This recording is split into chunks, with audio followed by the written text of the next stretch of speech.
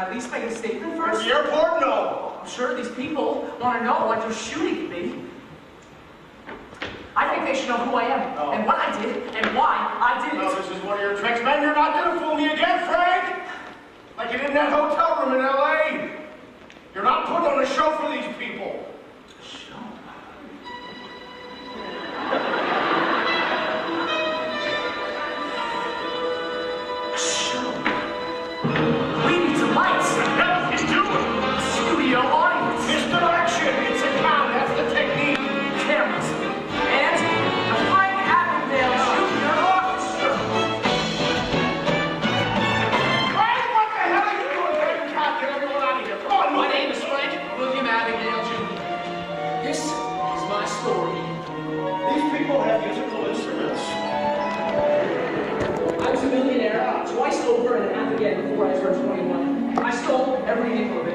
I flew almost 5 million miles as a Pan Am pilot, practiced medicine at a top Atlanta hospital, worked as a prosecutor for the state of Louisiana, all under assumed names.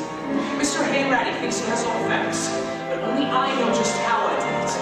And I did it in style. Life in living color, let me take you for a ride. Yes, I'm live in living color.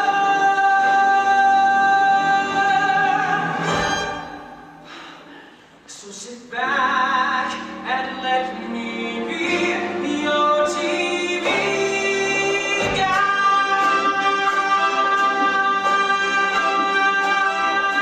Frank, that's enough. You're coming in now. Mr. Henry, when that shot right now, my whole life flashed before my eyes. I saw it all. Well, I mean, the highlights. It was like a television special or something. Like we used to watch, Mom, Dad, and me. You think your life is a TV special? I know. Honesty has never been one of my virtues. Virtue has never been one of your virtues. I have a story like to tell. I'm gonna need help to tell you well. I got a story about fame and money. It's got more curves than a Playboy bunny. I wanna live, not just survive. I wanna tell my story. Die in colors. It's my shoes up tonight. It's a live living color. Ain't anything black and white. It's the Frank Abagnale Jr. singers and dancers. No, folks, hold on, listen to me now. Listen, by the time this guy was 20 years old, he had stolen almost $2 million. Now that guy is a con man. Plain and simple. He has been since the age of 16 when he built 20 grand from his father's mobile card to buy presents for girls. Yeah, when he got caught, his only excuse was... I like girls. He likes girls. Tell the folk friends how I Like Girls becomes a woman on 5 continents. Oh, you mean like the story of how Superman became Superman? Your ability to pull myth out of manure is truly impressive. Wow. Thank you. I live in color, and it's what you do by me. Yes, I'm live in colors. On TV. Also starring my parents, Frank and Paula Abagnale. My parents met in France, in a little village called Montreal after the war. My dad was a GI, my mother, young and beautiful. All the people in that little French village were so happy to see Americans that they decided to put on a show for us. So they crammed 200 soldiers into a tiny social hall. First person to walk on stage is your mother, then she starts to dance. The men are literally holding their breath. I turned to my buddies and I said, I am not leaving France without that woman. I always get into trouble when I dance with you. When I was a kid, I could watch them dance all night. Come on, Frank, I interviewed both your parents. Don't try to sell me on some Also seminary. starring Playboy's Frank to you, Cheryl Ann something. I'm surprised you even remembered my first name. Listen, you know, that son of a... Thank you, Cheryl Ann.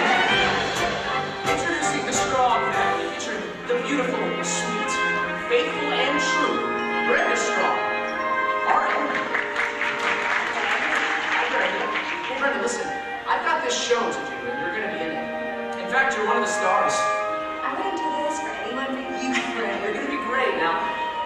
meet me over there and I'll let you know when it's time. Frank, I love you. Yeah. I loved you too. All right, Frank, that's enough. I've heard all I can hear. I don't want to hear any more. I don't believe you. I think you want the rest of the story. I know the whole story. All right, wait a minute. Now, there's one question that still bugs me. How'd you pass the bar exam in New Orleans? How did you cheat the bar? I'll make you deal. You let me finish, I'll tell you anything. We know each other that much, don't you think? I'll get to tell my story, and you'll have a full confession. Okay, deal, Frank. Or whatever you're calling yourself today. Wait, where am I going?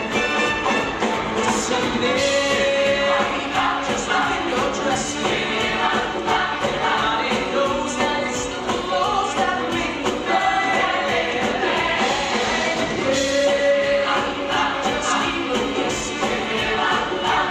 Sit and match me, try to catch me if you can. I'm a story in the streets, but true. Fly with me for a bird's eye view.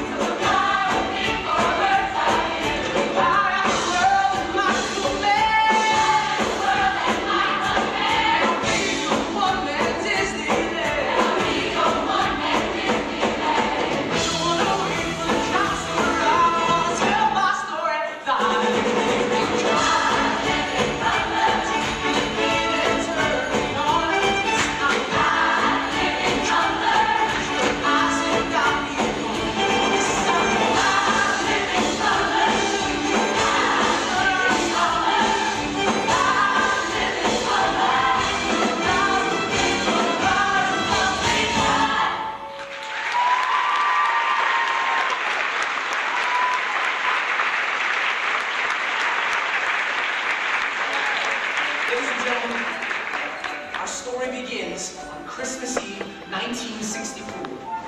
New Rochelle, New York. The Abigail home. A beautiful house on the best street. The house everyone wanted and the family everyone wanted to be. Like a living color, zooming in and turning on. Like a living color, blink your eyes and I'll be gone. It truly is a beautiful tree, Frank. It's the genuine spirit of real Christmas right there. 100% acrylic. But so that I understand, Right. you left this morning with a Cadillac and $200 and came back with a Christmas tree, a television set, and a used Ford. Can I strike a bargain or what? I left those guys with their heads spinning. I think I know the feeling. Is that Abigail Manson? Come on, dance. I do have dinner going. Wow, Dad, you're right. Everything is better in color. How about that 13-inch screen? It's like Andy Williams is right here in our living room. Nothing's too good for my boy or my bride. Dad, didn't those guys know you were getting away with something? Frank, people only know what you tell them. So dance. You swap the caddy for the Ford, use the extra cash to pay the mortgage, use a mortgage to leverage the bank loan, use a loan to tie the business over till you get the caddy back. There's always another move to make.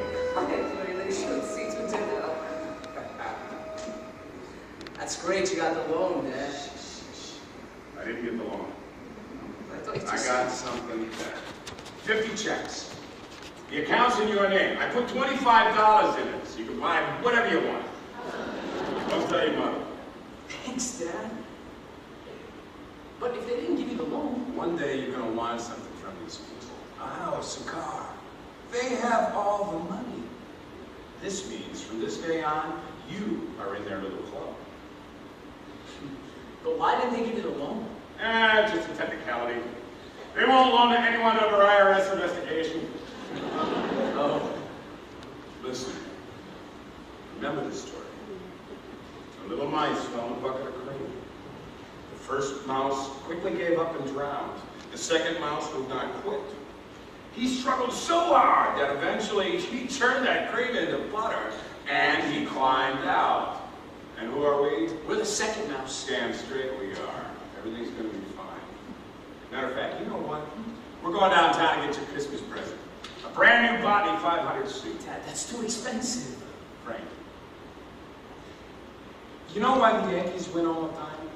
It's not the man. It's not Joe Peppercorn. It's the uniform. The other teams just stand there, staring at the pinstripes, mesmerized. Scared the Dodgers so bad they had to leave town. When your mother walked into that dance hall in Montreal, what did she see? Through the haze of champagne, did she notice my brain or my college degree?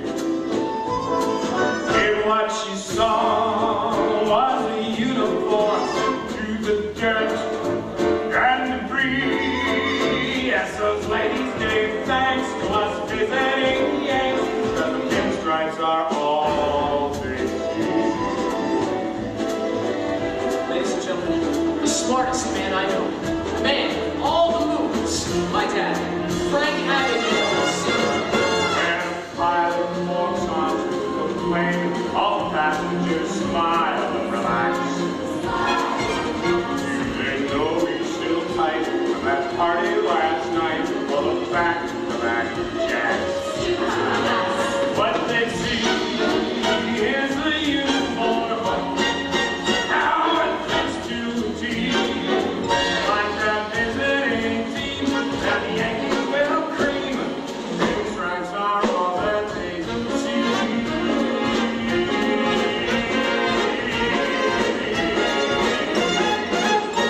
If you want to be someone, you can't look like a look just like color. That's the first rule of love. I want to see you take off, take to the top floor, start dressing to impress. Then you'll stroll in the front door, and keep a man's cat. Yeah! Everybody loved my dad. Jack Barnes, the head of the Chamber of Commerce, called him the most popular businessman in New Rochelle. You don't have to wear your school blazer. You're going to public school now. I'm used to it. And me, what's the flash without a suit? Anyway, public school is only for now. Dad will be back on his feet. I'll be back at St. Francis before you know it. I'm a brave little soldier. You aren't afraid of anything. Fine, Mom. You do what you have to do. Look at come to it. Go. Excuse me, is this room 17 French? Who wants to know? The FBI? Yeah, he looks like a substitute teacher or something.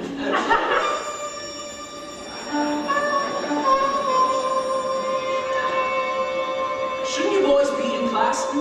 Dépêchez-vous! Vite! Vite, vite, vite, vite! Mr. and Mrs. Abagnale, I regret to inform you that for the past week, Frank has been teaching Mrs. Glazer's French class. You what? Your son has been pretending to be a substitute teacher, lecturing the students, giving out homework.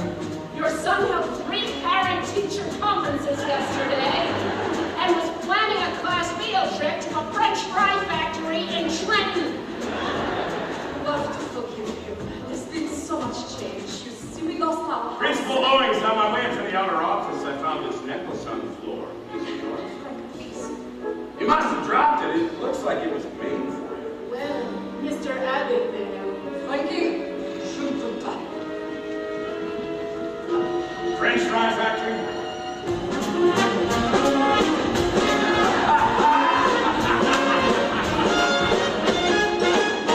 Yeah, we're gonna hit the high life. It's only just begun.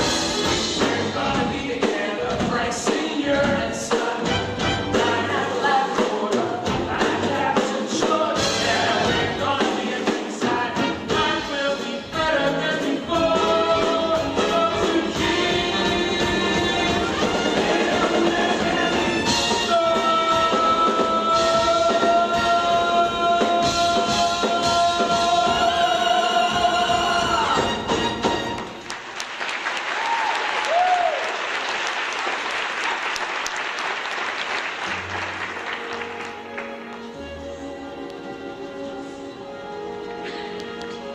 Hi.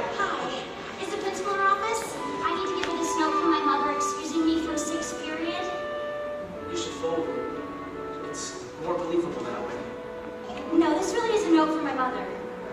What's the first thing you do when your mother hands you a note? You fold it up and you put it in your pocket.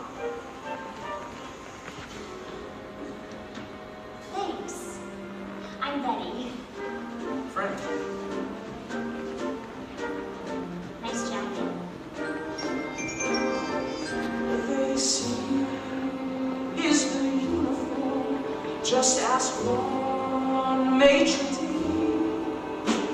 or a tailor in Paris. Go ask Roger Maris. The stripes are all his. Mom, Dad, I just met this.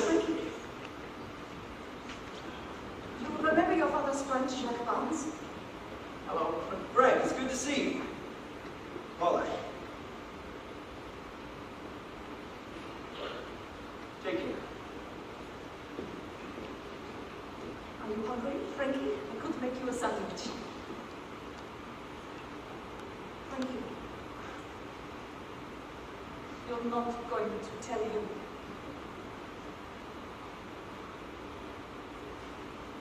No. That's right. There's nothing to tell you. I'm going out for a few hours to visit some old friends from the tennis club, and when I get back, we'll all have dinner together, right? Do you need some money, Frankie? A few dollars to buy some comic books here. Take 200 soldiers in that tiny social hall. I was 16 years old when I met your father. I was your age. How could I know what I wanted, Dino? You wanted him. I did. Once. And I wanted to get out of France. And I wanted to have a child. It was a long time ago, Frank. Believe me, one day you will look at yourself and you won't be who you were.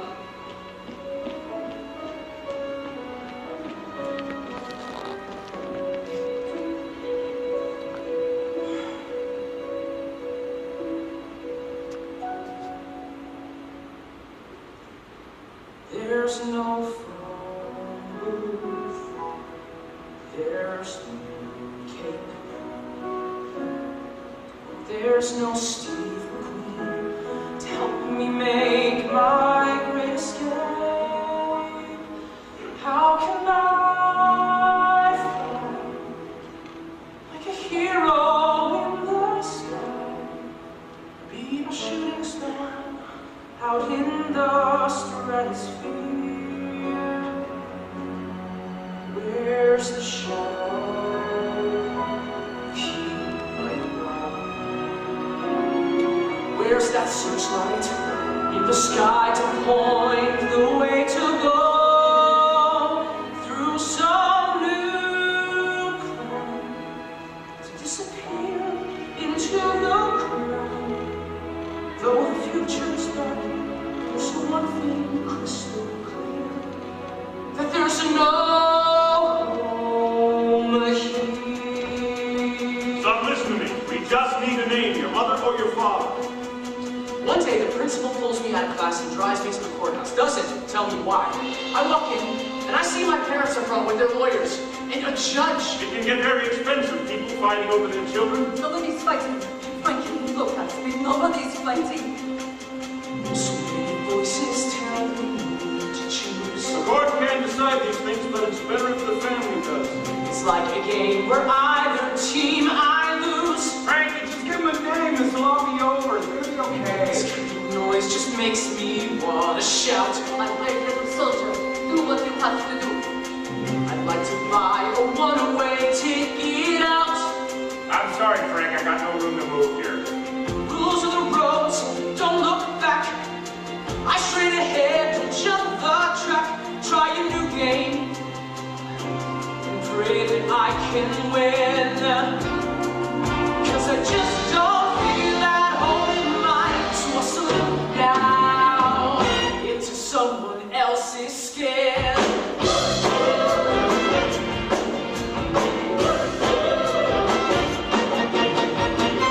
One for Grand Central, please. Round trip is $5, one way is $3. You have 2. Okay, so I didn't really know what I was doing. I just knew I had to get out. And I'm not proud of this, but my instincts took over. Misdirection, maintain eye contact, keep talking. And I take my money back from the ticket seller, and I make it disappear. And I spin some tale about me and my grandmother in Idlewild while I ask for my change, even though he doesn't owe me any change. Wait. But I keep talking and waiting for my change, or in this case, my money back. And in his confusion, he thinks he He owes me change and he gives me $2. So now I have $4, which is enough for my one-way ticket to Manhattan because I don't plan on coming back. Oh, Max! What? You took it. Thank you. And like I said, I'm not proud of it, but you do what you have to do. I had to find a way out. This is the way I found it. They wanted me to choose, and I chose the New Haven line, track 2, the 10:15 to New York City. Run down the street, run out of town, run from the whole team and never touch down. Run from the bus, 'cause it's all in vain. I'm gonna run from the choices that I don't want to make. School's not out, but I can't wait. It's every time that I wait. I've got to run away now. I've got to run away.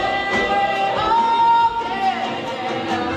You'll see the truth when I move on. They'll need each other much more once I'm gone.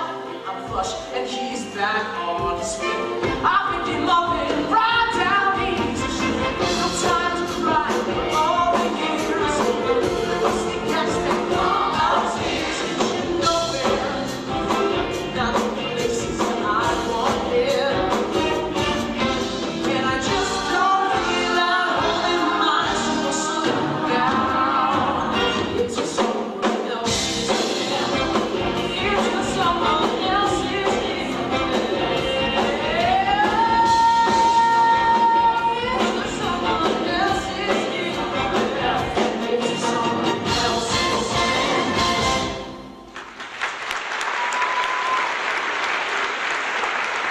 And now, ladies and gentlemen, a word from our sponsors.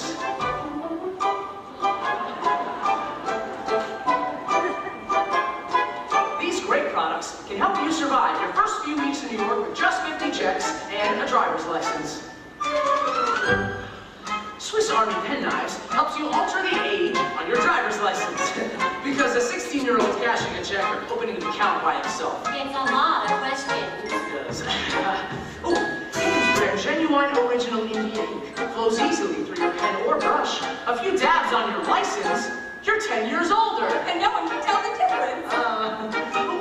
Elmer's glue is perfect for the craftsperson of any age who needs to change their name. With a pair of scissors, you can cut and paste names from other documents, and you're officially Frank Taylor Jr.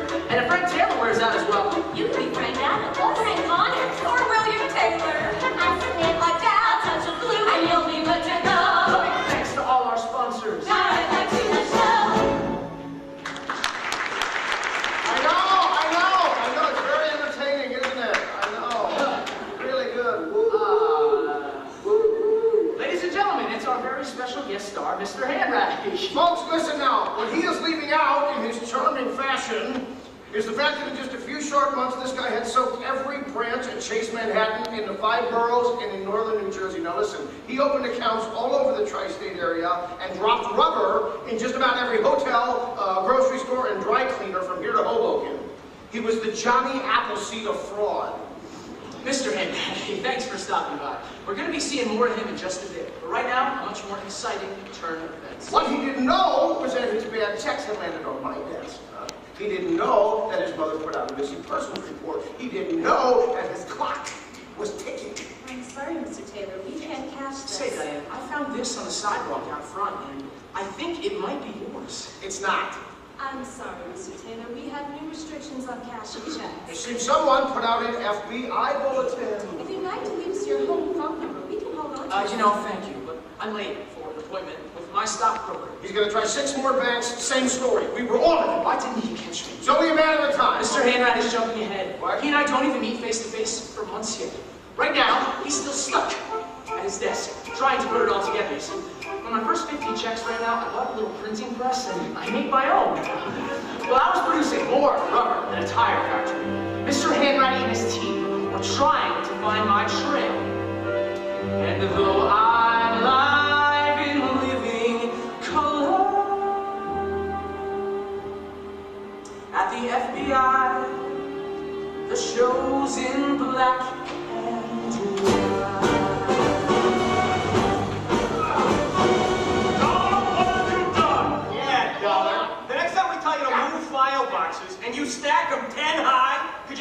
you're under them when they fall? Whoops. Leave the kid alone. Oh, come on, Randy. We always give the rookies a hard time. Don't you remember how they razzed you? Yes, and it's an experience that I see no reason to repeat. Now listen, we have at least 3 or 4 major league paper hangers somewhere in this mess, so we are going to sort it out.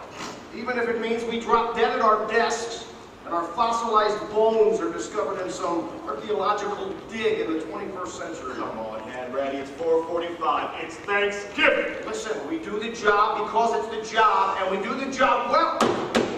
And as long as I am interim second assistant special agent in charge of bank fraud and forgery subdivision, North Atlantic region, thank you very much.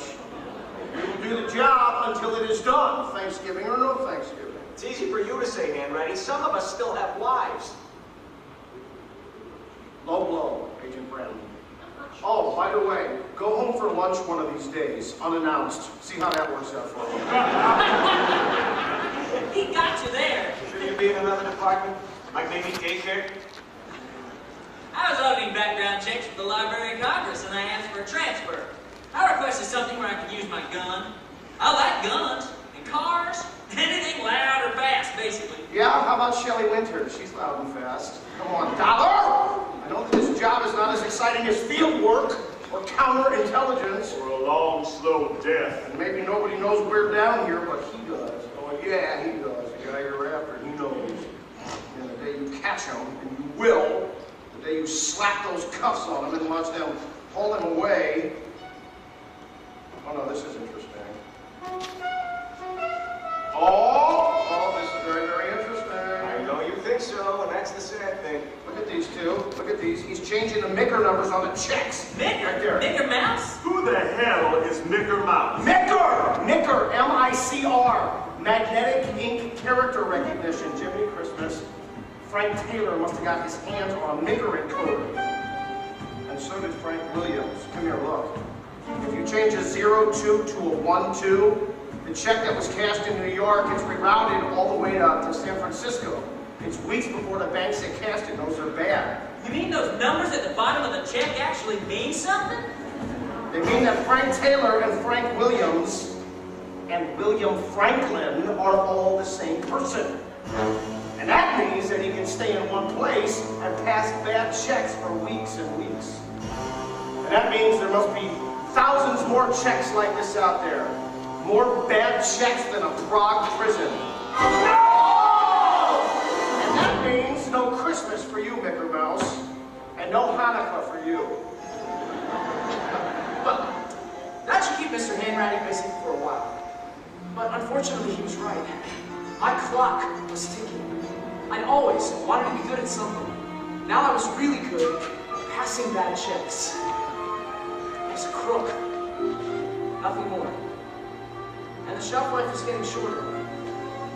But then one day I would walk past the Tudor Hotel on 42nd Street, and Destiny came walking out of those revolving doors. Oh, excuse me. Oh, that's quite all right. Oh, excuse me. Excuse me. It's kind of late to be checking out, isn't it? We all have evenings like this. We all? Right. Oh, I'm sorry. Right, okay. Are you seeing this? Oh, excuse me. Excuse me. Who are you all waiting for? The pilots.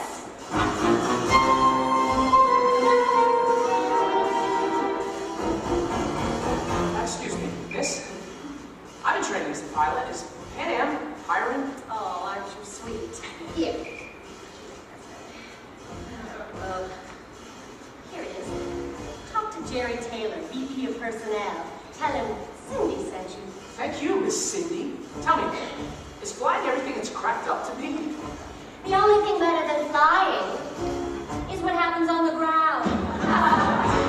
Ladies and gentlemen, Cindy, Mindy, Lindy, Kelly, Shelley, Nellie, Sherry, Terry, Carrie.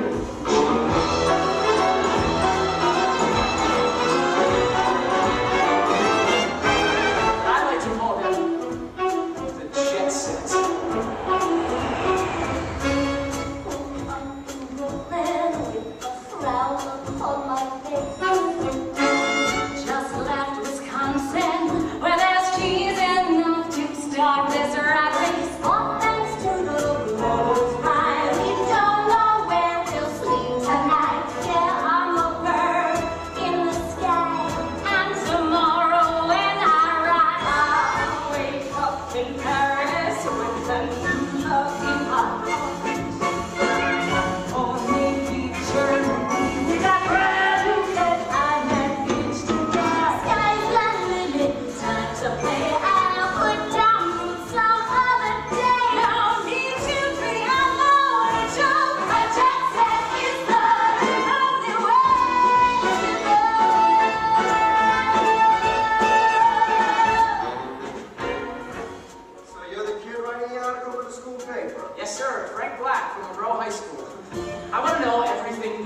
know about being a Pan Am pilot. For instance, what does it mean when one pilot says to another pilot, I've been on the same equipment all week, jumping puddles for the week and weary? It means they've been flying the same plane.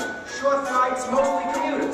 Cool. And what about those ID badges I've seen pilots wear? Oh, well, every pilot has to have it with him at all times. It's an airline personnel badge, like this one here. Gosh, thank you for your time, sir. I get a picture? Sure. Would you like to sit and mystery? Each and every day lose the same old sit and mystery. Make a new friend and fly away. Wake up in Texas where they treat their women right. And then try Hollywood for the stars and get out in broad daylight. Any city, live on farm fields, toys as good as where you are. When you're sick of the status quo, the jet set is the only way. My Pan Am pilot's badge. How cool is that? Awfully young to be a pilot, aren't you? I give them a lot. I'm just a co-pilot. Why so nervous? How would you feel if you lost your uniform your first week on the job? Oh, I hear you. That'll be $143.97. Write you a check. No checks, no cash. Just need your employee number. Of course. It's 614-345. Great! I'll bill Pan Am. They'll take it out of the next paycheck. That's why Pan Am will always be around. Would you like to stay like a hayride? You'll just stay home until one jet set. Leave behind Kansas, there's no place like home. Wake up in Rio, have your coffee in Brazil. When daylight gets it down, take a far out one great trip to Brazil. Swedish, Greek, or Japanese. A stewardess is trained to please. So if you got what it takes to love, well then flying is where life you can smoke. 'Cause the jet set's just a holiday and the captain knows what love will be. So Down to Italy. Bella. Choke in a fountain. From Picasso, la dolce vita. Get your taste from the state. and then we know a joint is on the way. So hang on tight, let's do it. It's time to buy these tickets. I love you today, and your word is magic.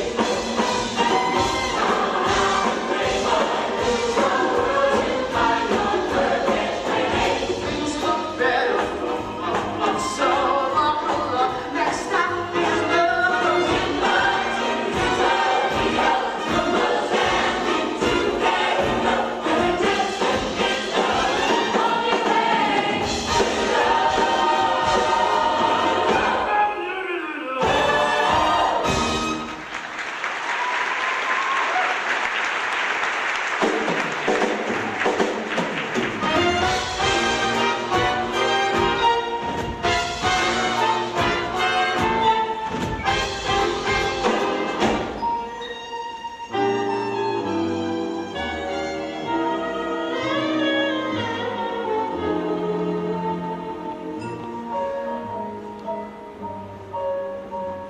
Nice uniform. Don't I know you from somewhere? Maybe. I was on the cover of 17 a few years ago. Sure. You're that model. Cheryl Ann. Something. In the plaza. Could I get your autograph?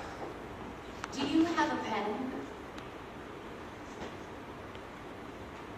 In your room? Yeah, I think I do. So, Captain. Oh, call me Frank. Are you going to make me an offer? I'm sorry, an offer for what? A man like you can buy anything he wants. What's a night worth with me?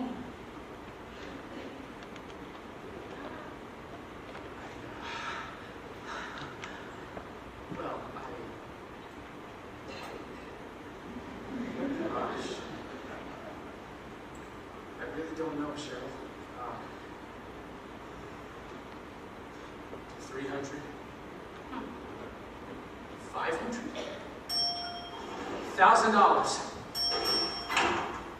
$1,000. I have to cash a check. You think this hotel's going to cash a $1,000 check at 3 a.m.? They've done it for me before. It's a cashier's check. Endorse it over to me. It's for $1,400.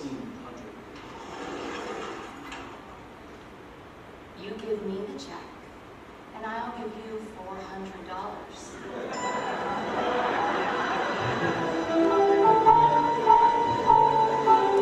Even better.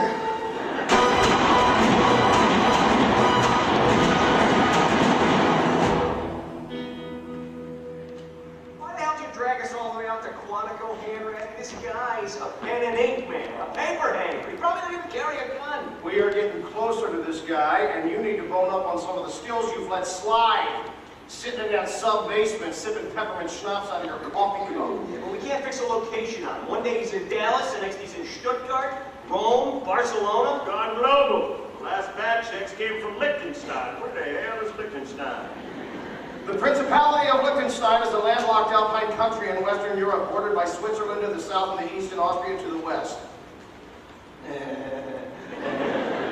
And if our unsub thinks that he can hide there, then he is sorely, sorely mistaken. It's just forgery, Henry. Oh. There's no way the Bureau's going to give us travel money to go to Licken once a day. This guy is just a forger like Mickey Mantle is just a hitter. Now, he's not playing the game, boys. He's making the rules. No, this guy's a true talent. Jesus, Aunt Ratty, you want to rest him or hire? I see him in my sleep. 60-ish. Salt and pepper, tall. He's old school, a virtuoso. He has been honing his craft for years. Years, I tell you. But they always make a mistake, right? It's the overconfidence, or the wine, or the women. No, if shooting people is anything like target practice, it's very disappointing. I didn't feel a thing. Judas Priest, Stalin, this job is not about shooting people. And it's not about punching the clock, waiting for retirement, or sneaking off for quickies with the secretary on 3. No, this job is about just one guy, Frank Taylor, a.k.a. Frank Williams, a.k.a. William Franklin. And he is out there somewhere. He is toying with me. He is taunting me. Come on, Aunt Ratty, he doesn't even know you exist. He will, believe it. He will. Okay, stay cool. I will not stay cool. I have never been cool, and I don't intend to start now. Were you always like this? As long as I can remember. I think I was born this way. Other kids wanted to play cops and robbers. I only wanted to play cops. Ladies and gentlemen, Carl Hammond. It starts very early. Once the baby toys are gone, a kid on the playground has to choose what side he's on. It's the bullies or the good guys, boy, there ain't no middle ground. No one wants to try the blur line and twist the truth around. Then they call themselves a winner, but they're self-deceiving fools. The game ain't where the win if you're breaking all the rules. Other law is laid off on us when as kids we first ask why. Our parents set the rules when they said so, they replied. And though I thought I hated them, ran straight with all my might. Next time that I had a choice, gee whiz, I did what's right. No, I never stuck the grin. I never stole a pack of coops. Cause the game ain't worth the winning if you're breaking all the rules. Now elsewhere living in the wild, wild west. Don't break the rules. That's keeping star. You don't want no fail, that's it. Don't break the rules. You thumb your nose right at the life of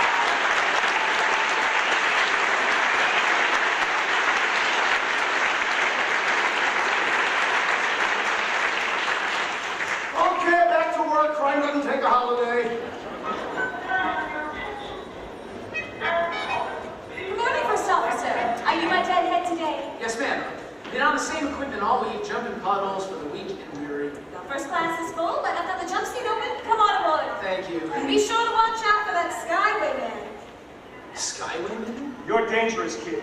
Who the hell taught you to shoot? Well, my daddy taught me how to turn a mister into a missus at 100 yards. Yeah, I don't really want to know about that. Hand ready? Yeah, I'm gonna regret this, but take a look at this field bullet. The Skyway man. All the airlines are after him. He's an airline pilot. Flying all over the world. They don't know how he does it. Maybe he forged some credentials. Skyway man? Maybe he's a master con artist. A superhero? Maybe he drops rubber everywhere he goes. Crazy world we live in. I'll have to look out. Nice work, Cal. All right, boys. We're checking out every airport, hotel, motel, cafe, and commissary on the eastern seaboard. We just became front page news. Let's go! Underneath is my uniform, all in silk from Paris. Imagine classes or use X-ray glasses. A pictures are all that you'll see.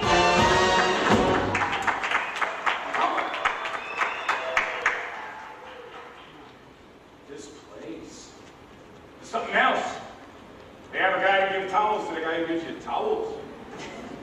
I heard about it in Paris. I thought it might be just the place to take you when I got back to the States. My son's Birdman. Where you flying that plane tonight? Well, I don't really fly, Dad. I'm sort of just a co-pilot. Where? Los Angeles. Hollywood. Shit. Just look at us, Frankie. On top of the world. Ah. Dad, Yeah. I went by the store today. I had to close the store for a while. It's all a matter of timing, Frank. The goddamn government knows that too. They hit you when you're down. I wasn't going to let them take it from me, so I just shut the doors myself. Called their bluff. Sooner or later, they'd forget about me. What's this? Oh, Jesus. Let's open up the store, Dad. We'll pay off the fence, get things back the way they were. I can help out now. Keep it. You got your own words. Oh, I'm fine. There's plenty more where that came from, believe me. That's fine, Frank. You take good care of yourself. But Dad, if Do I look like I need your help? Double Kirby. Look, don't worry about your mom and me. She's stubborn, always has been. She's a formidable woman. I won't let her go without a fight. If she saw you had the store 200 soldiers in that tiny social hall watching me dance. Didn't speak a word of French. 6 weeks later, she's my wife. she could be again. I don't know, Frank. Listen, Dad, everything's different now. I got this great job. I make lots of money. Sure. I can have breakfast in Rome, lunch in Miami, and dinner in San Francisco. I can snap my fingers. Strike up an orchestra. Here I thought you were just a co-pilot. I can be anything you need me to be. Because I learned from the best. Remember that story I learned at your feet? Now it's my turn to take a seat. Two little mice of great renown fell in some milk and one proceeded to drown. The other one still toast of the town, 'cause he made butter out of cream. He looked around, used his plight, said this is no way to spend a Saturday night. But he had style to make things right, so he made butter out of cream. He kicked his legs up, he tossed and turned, so not to end up a ghost. He hit the hokey pokey till the cream was churned. Yeah, he walked right out and buttered his toast. Now he's on top, for goodness sakes. Yeah, he's the big cheese of Atlanta Lakes. He's living proof that pop, all it takes is a scheme. So if you land in the gutter, just make butter out of cream. Hey, it's your turn, Dad. Now you know, Frank. Learn, this is a duet. It's Frank and Dean. It's not a solo act. Well, you know, there is one I haven't told you. Really? There was a cockroach in Brazil, and one got broke at his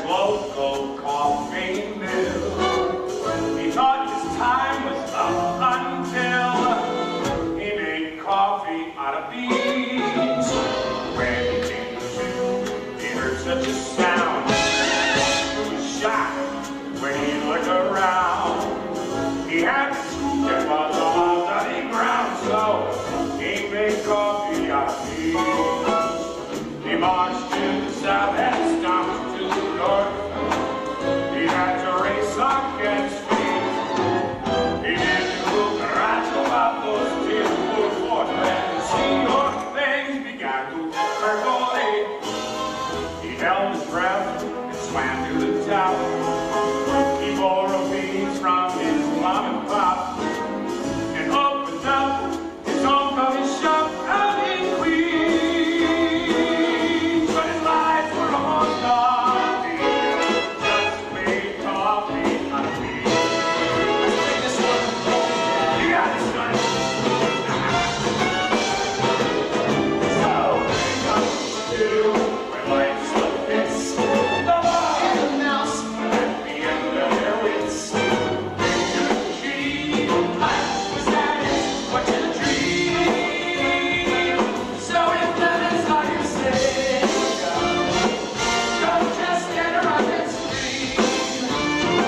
Spike some lemonade and drink. And make butter out of cream. Just make butter out of cream. Make some butter out of it. I hear what you're saying, son. I'll make butter out of cream.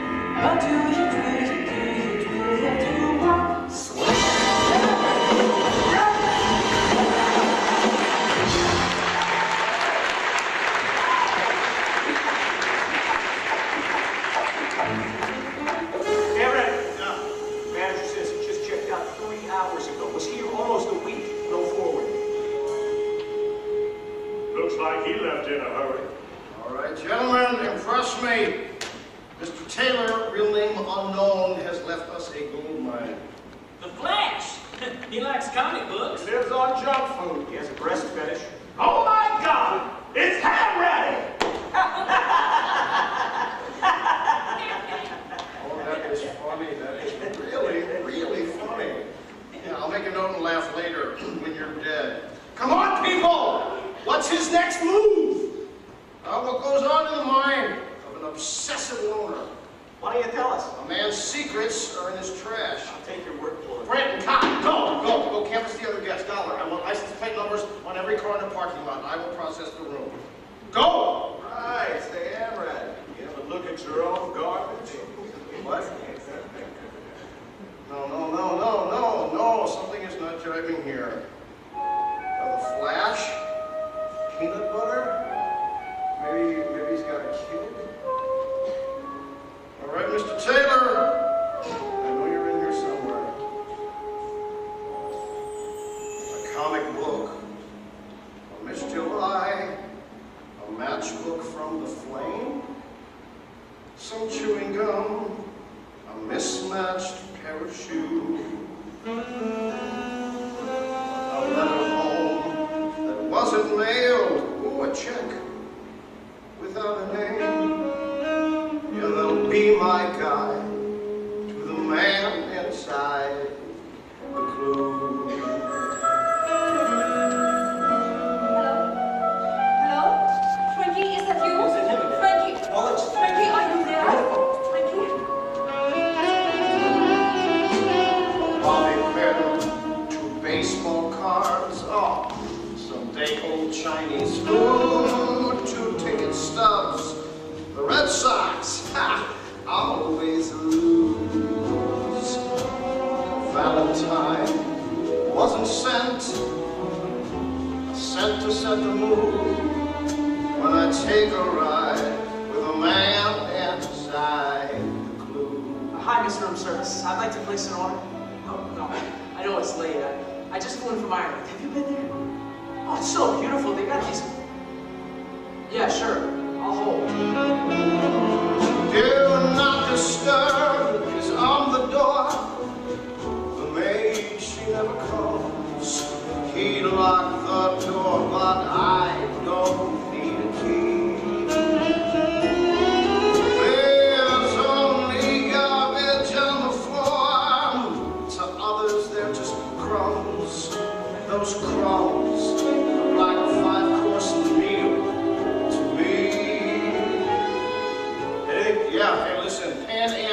stationary. As a Pan Am pilot, my family flies for free. The two of you should come out to Los Angeles with me. Maybe then at Sunset. Who knows? Well, we know he's going to Los Angeles, and so are we. Fantastic! That's the best idea he's had yet. Well, he's used the sun. If you're any more pale, you can transparent.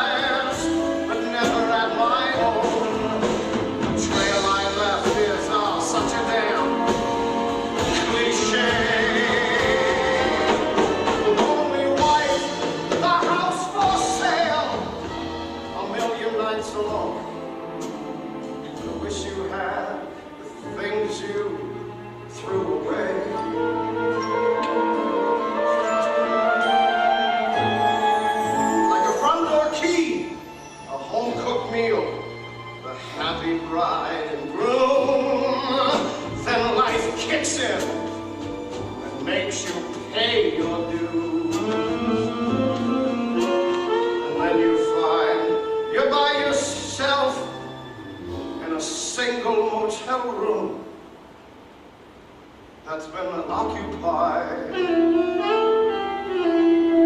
the man inside.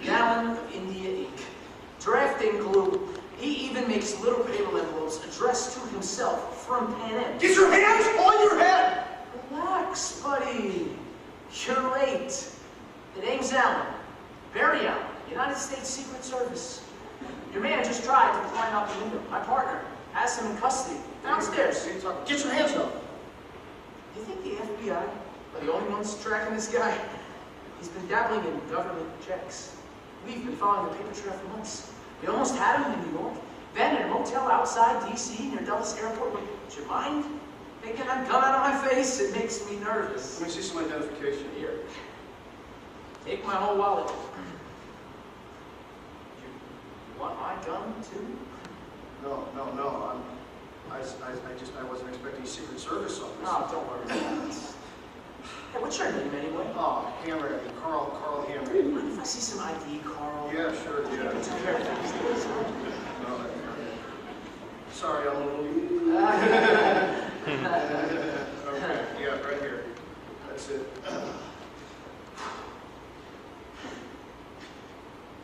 Tough luck, Carl. 5 minutes earlier. Oh, you led yourself a pretty good collar. Oh, that's okay. 10 seconds later and you'd have been shot. Hey, let me ask you something. What does he look like? Oh, well, he's a handsome son of a bitch. Yeah? You know, I had him figured for an older guy. Oh, he is pretty damn old. He's got to be, well, your age at least. Oh! Okay, I guess I asked for that one. Okay. Oh, do me a favor. Yeah. Sit tight a minute. I get some of this evidence downstairs. Sure. I don't want anybody walking through my crimes. see. Right. You know, some maid comes in here and starts making a bed. Yes. I hate when that happens. Yeah. Wait. What? Your wallet. Hang on to it till I come back for the rest of the stuff. I trust you. You shouldn't. That was a joke. Oh boy. Yes, yes. Yeah, right. Hey, you got me, Carl. Go on. Oh, God, nice guy. Oh, we got him! Ooh, I love my job. Ooh, I love it, I love it, I love it.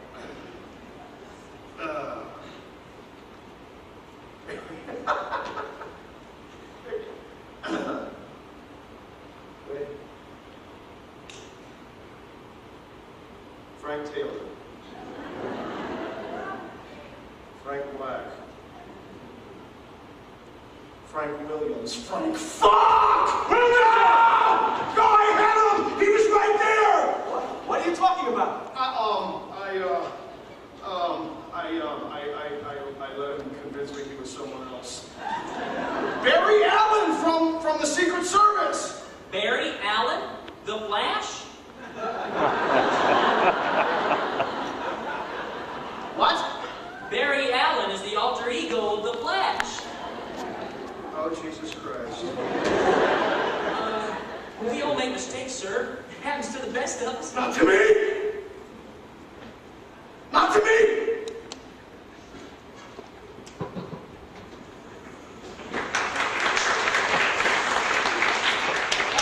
Wasn't it?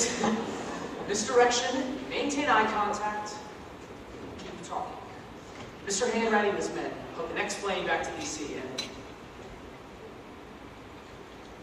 I caught the one after that. No, I don't know why. I guess I always want to see our nation's capital at Christmas. The best time of year.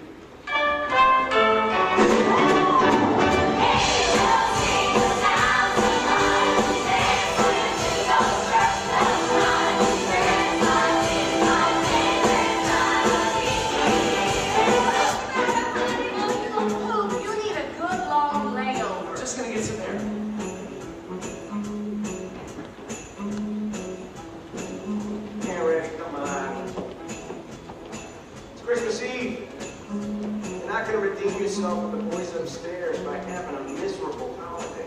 You're wrong. It's not Christmas Eve, it's Christmas. You want me to stay? No, you got kids. Go home. Merry Christmas, family. Yep.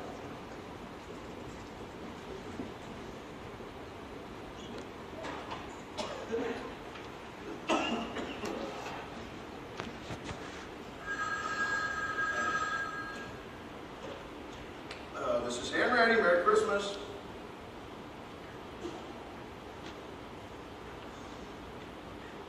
Hello, Carl. Who's this? I've been trying to track you down. Merry Christmas.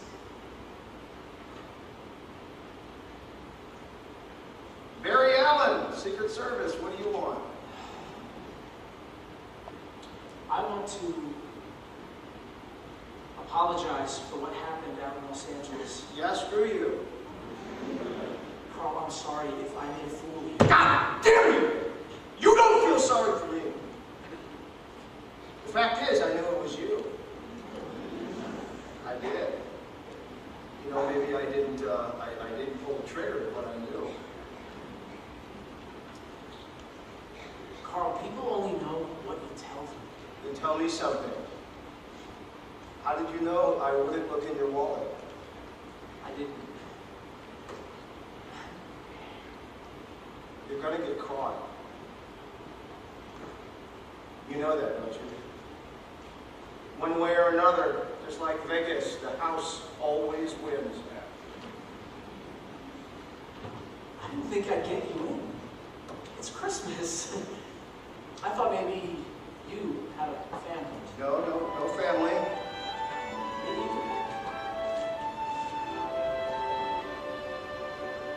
Yeah, don't you love the Yuletide fun? There's joy and cheer for everyone. I wait for Santa with a gun. Yes, Christmas is my favorite time of year. Some sugar plums I haven't kissed, but mistletoe I must resist, 'cause I'm on St. Paul's most wanted list. Yes, Christmas is my favorite time of year. And there's a home where you can't go. And there's a life that's full of what you used to know. For me, it's true. But heed not you. 'Cause your family's here. Yeah, they're still yours to hold if you come in from home.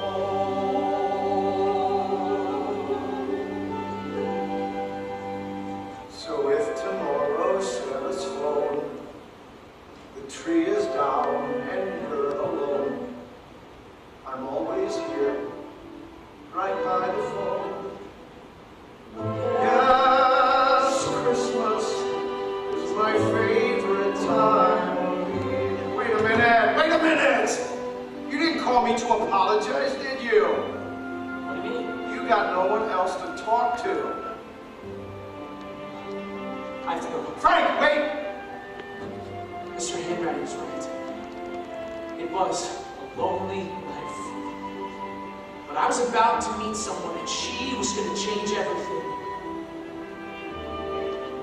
Everything. But right now, tonight, Frank! I'm still here. Sooner or later, you'll get tired of running. Sooner or later, you get tired of Jason. No, I won't. Look out the window. Why? Just do it. I'll call you soon, much Creole Square. And Frank, I hope we'll meet again. Like when you're serving 8 to 10. Yes, Christmas is my favorite time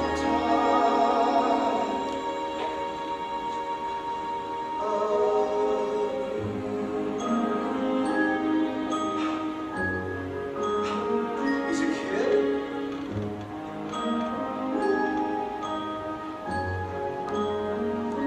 He's a kid.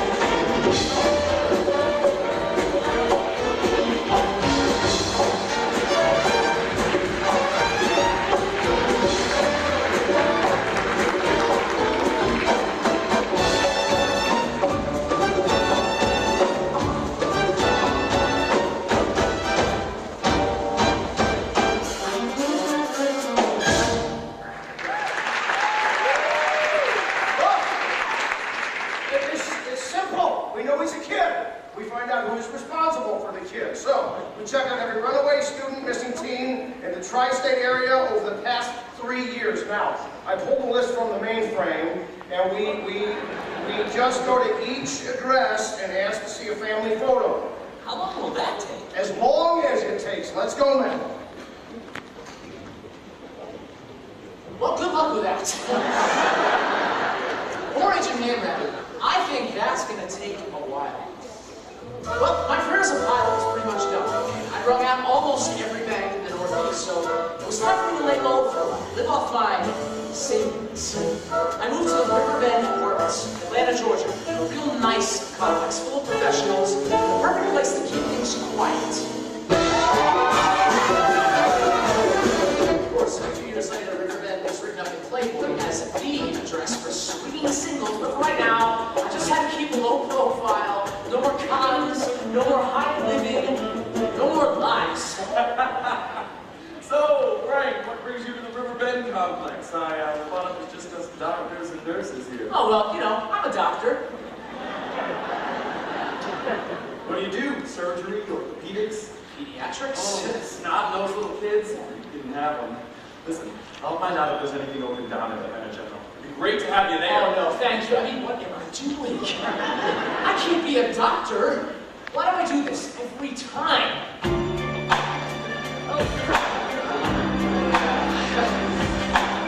Ladies and gentlemen, nurses. Hey, doctor, are you on call? I'm not feeling so well at all. Been thinking about you, 'cause I could not sleep away last night. I toss and turn the whole night long. Kept feeling like something's wrong. I need a checkup to make everything alright. So I made this appointment and I prayed that I should know. Yes, I need me a little TLC and I gotta get some soon. Let me tell you that I never listened. I never did the things I should, but I'm ready to take doctor's orders. Yeah, I never felt so bad. It's something I never had and I'm ready to take doctor's orders. How do I get through this? Medicine? And now that I think of it, Ben Casey always made it look easy on television. I think what we have here is advanced third degree in civil marginality. Do you concur, Doctor? Yes, I concur. What do you recommend, Dr. Casey? Well, let's not jump to any conclusions. We'll run every test we can. We'll find what's ailing your son.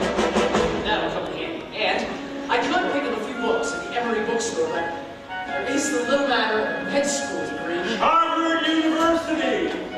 Very impressive, Dr. Connors. And you actually brought in your diploma. Oh, Act 2 was brought to you by parchment paper, calligraphy, and press-on letters.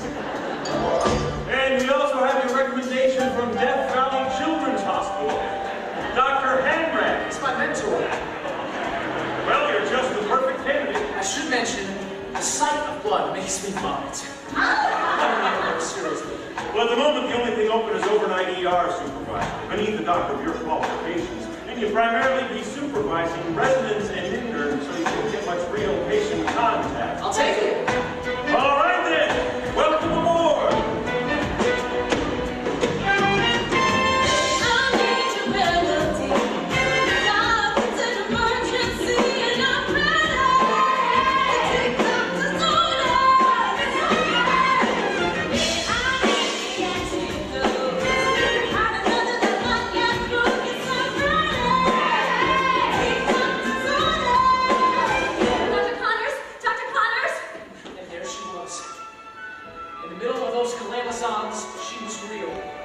The minute I saw her, I knew she was the one. And it didn't hurt that she was the best nurse there. I needed the help. Dr. Connors, MBA, car versus bike. Should we set it or get a surgical consult? Well, let's not jump to any conclusions, Nurse Strong. We'll run every test we can. Okay, Dr. Connors, but... He's got a bone sticking out of his leg.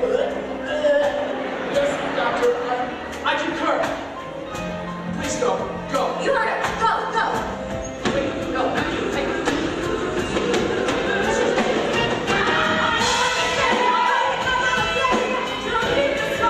Yeah.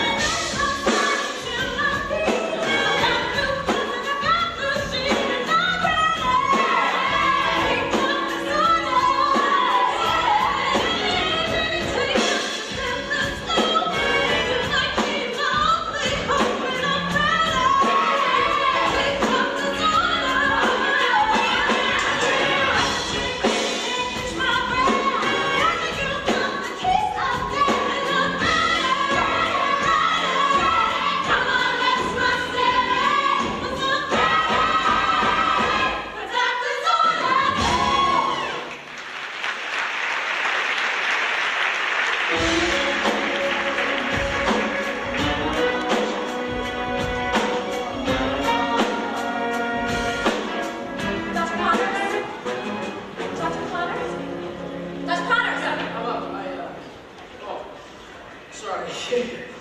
I've been getting very much sleep in the apartment. Dr. Connors, do you know which patient is O negative? Doctor? O negative! O negative! Are you okay? Yeah, sorry, just some bad tuna at the cafeteria. Is there anything I can do? You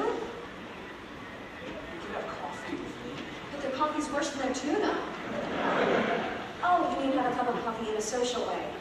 Huh. I guess I do.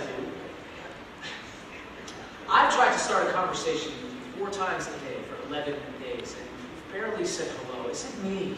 I'm so sorry, Dr. Connors. Hello. Hello? Goodbye.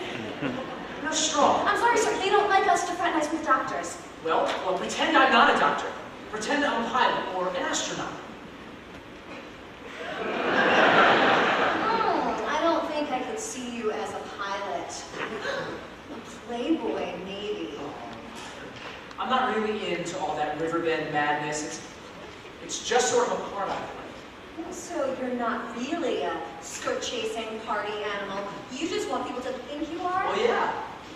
I mean, no. I mean, wait. Good day, Dr. Connors. You're very serious. I'm just trying to do a good job, sir. I'm the youngest nurse here. You have this doctor here, and you're the best nurse we have. Oh, no. No one ever listens to me. They're all so confident and sure of themselves and tall.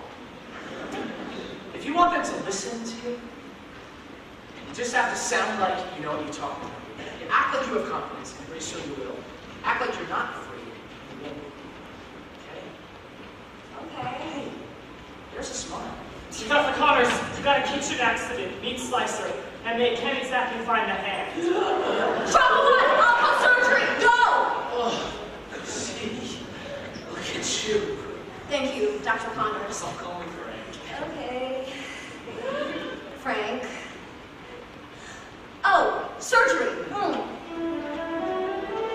Alive in living color.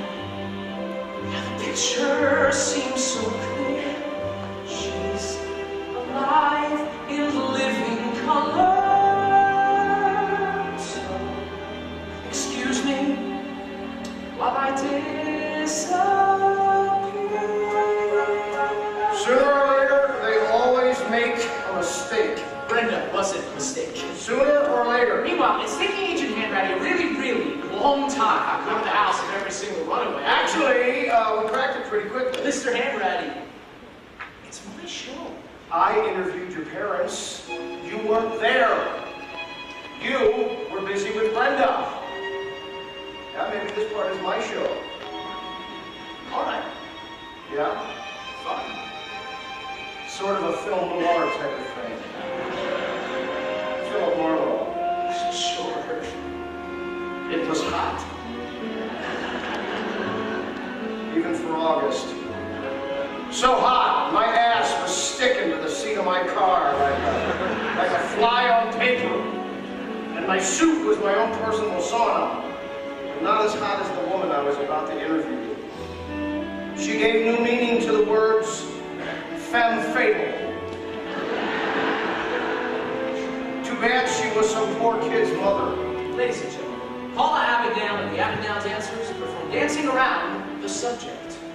I haven't seen Frankie since he ran away. I always knew I'd see this day. I can't say it's a shock.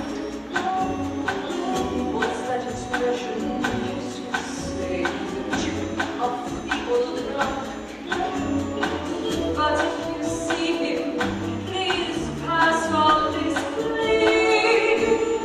Don't be a stranger. Tell him that for me. If I could just see a photo. I don't have a recent one. Here, his junior class yearbook. That's him. Heavens to Betsy, that is him! Class treasurer. Is Frankie in some sort of trouble? Ma'am, your son is in a great deal of trouble. He has been passing bad checks, forging government documents. Well, so half of the kids his age are unknown, but instead you chase after Frankie because he made a little mistake. Oh. much he owes. I'll write you a check. So far, it is $1.4 million. Oh no, it's possible. Oh, it's unlikely, but it's possible. It sounds like Frank is good at this. Yes, if you were hoping to raise a crook, you should be very proud. My friend, he had a clever mind. He could spend hours on the phone. I wouldn't have been surprised to find he changed his diaper on his own. Could I have been there for? Well said I be. Don't be a stranger. Tell him that me.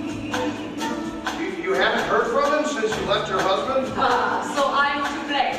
Is that what you're saying? I don't do blame, ma'am. I just catch the bad guys. Though I tried, I couldn't hide when love had flown away.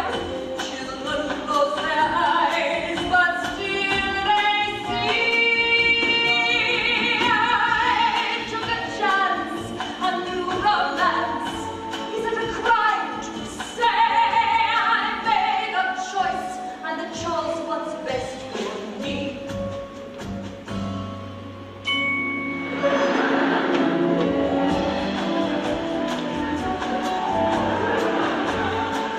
Where might I find your son?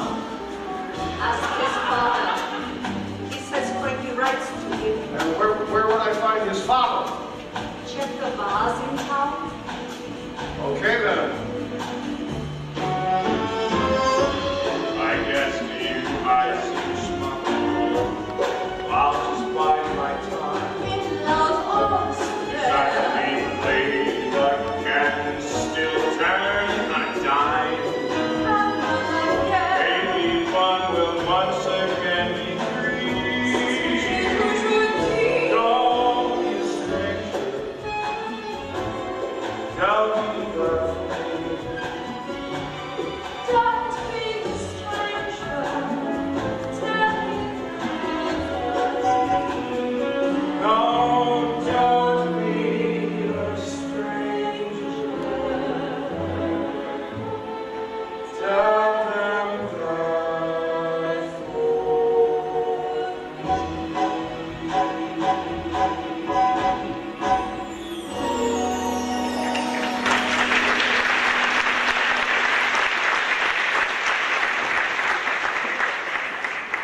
Do you have any idea where your child is? He's always in the air. He's a pilot for Pan Am. What a life. Your son isn't a pilot with anyone, Mr. Avondale. He never was. Your son is a counterfeit and a con man. I knew that. I just wanted to see what you knew. Do you expect the father to give up his son? Yes, I do. I expect a father to do that. Mr. Avondale, now listen to me. People get shot in my line of work, okay? Real guns, real bullets. I'd like to bring him in alive. Okay. Here's the truth. I got a letter from him just today. Joined up.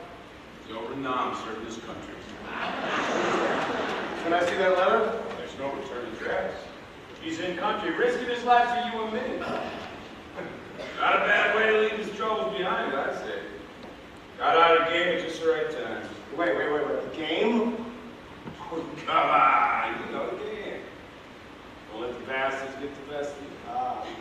Look out for yourself when banks and government and the big boys try to rob you blind. Is that what you taught your son? A man should go after what he wants in life. A man should face up to what he's done. These two need some music. A saloon song. Two lonely souls. What could they possibly have in common? Mr. Avondale. Please, Frank. Frank, listen, your kid needs you now. What can I possibly do for him? He can't do better for himself. You can tell him to come in. You can tell him to stop. And you might be the only one who can. Well, then I think we're all in a lot of trouble, Carl. Yeah, the kid used to see me as Dean Martin, Jesus Christ, and JFK all rolled into one. I couldn't live up to that. I did the best I could. I told him I loved him every day. Yeah, well, maybe you should have told him not to commit grand larceny. Oh, Christ, it's the way of the world, Carl. Our fathers screw us up, we turn around and do the same thing to our kids. Eternal cycle. Until somebody breaks it. Little boy, big man. That was Pop's only plan. Never kissed me, sang baby mine. Sure, I love the hug, but hey, I came out just fine. And if I ever cry, he'd smack the tear from out my eye. He told me, grow up, kid, you know Peter Pan. Little boy, be a man. But you want to do your kid better, right? You got any kids, Carl? You're not. What the hell do you know about it? I suppose your father was a prince. Yep, of darkness. Little man, grow some balls. Oh, I swear every single day that motto rang throughout the hall. True story. On my 10th birthday, he showed me a gun. Then took me to the cornfields and said, okay, run. Sure, his sense of humor was lame. Like father, like son. Hey, lucky for me, so was his aim. If he had sewn some needlepoint that hung on the walls, he would have said, little man, grow some balls. All games that he missed, nights he came home pissed. Well, I don't think about that any longer. No one in the bleachers. Fist fights with my teachers. I'm living proof. What doesn't kill you makes you stronger. So what do you say we set the kid straight? Rough right? Yeah, he's doing fine. He's a pilot serving his country. He's great. Yeah, you sure about that? Hey, you gotta let go, Carl. Can't hang on forever. Little man, little me. They come with no warranty. I tried to fix it. Who would have guessed? It's hard to say, but father Doesn't always know, but that's the truth, Frank. So, Carl, when you have a kid, My ex said heaven forbid. do as I say, not as I did. Like dad after dad after dad after dad since the whole mess began. Do the best that you can. Little boy, be a man.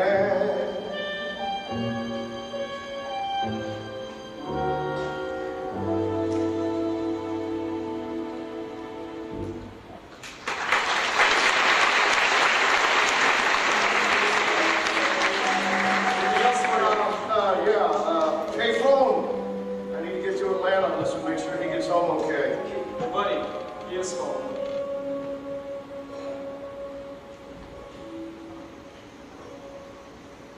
I've looked into so many lives, but never got this close. The distance made it easier to see. You see, I like to do the job at hand, and then it's adios. But here's a case that's got the best of me. An envelope with his address, a brand new set of tracks, leading to a kid with no roads left to choose. There's no one left to save the day. It's time to face the facts. So I'll take that ride to the boy inside the cool.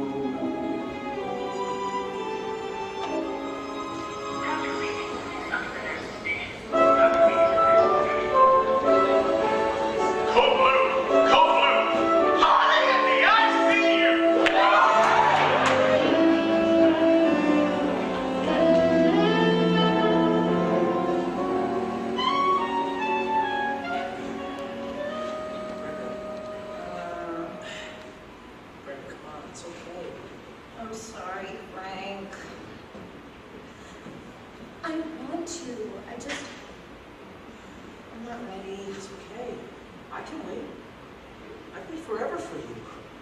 It took me a month just to get you to talk to me. I didn't mean to be rude. No, I love the challenge. But why me, Frank? You could have any nurse here. You know girls from everywhere. You've been to Paris and Italy and, my God, think of all the beautiful women there must be in Germany. Why me?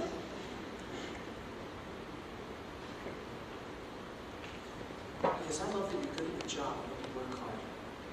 I love that I can be myself around you.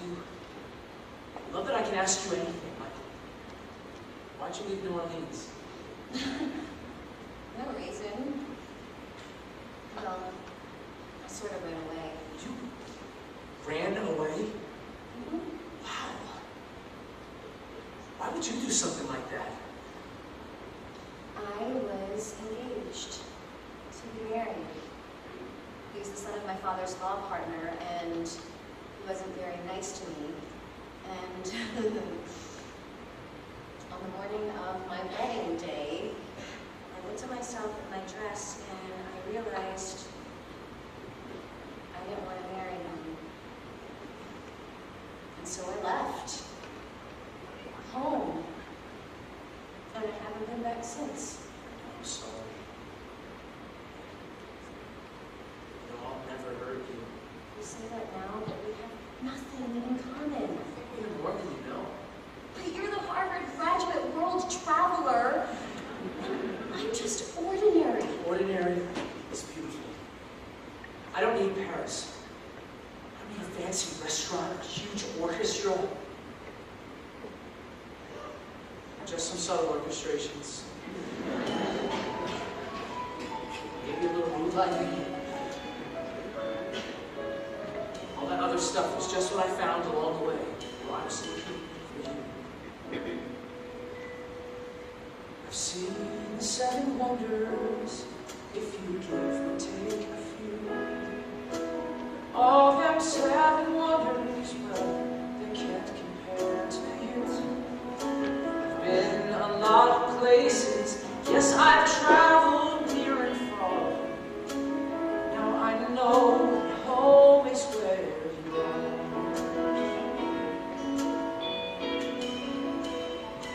Niagara Falls, leaky faucet, not a plumber ought to fix.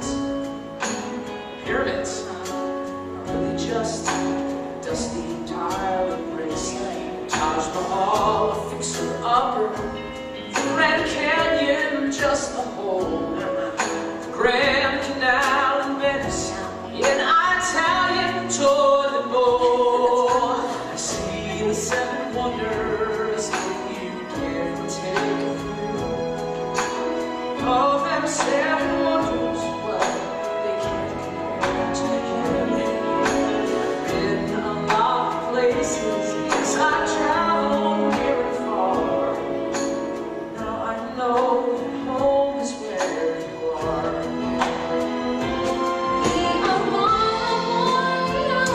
It's just a nightlight on the Prince. And Stonehenge. It's just a bunch of rocks. The brightest star. Yes. About the leaning tower of Pisa.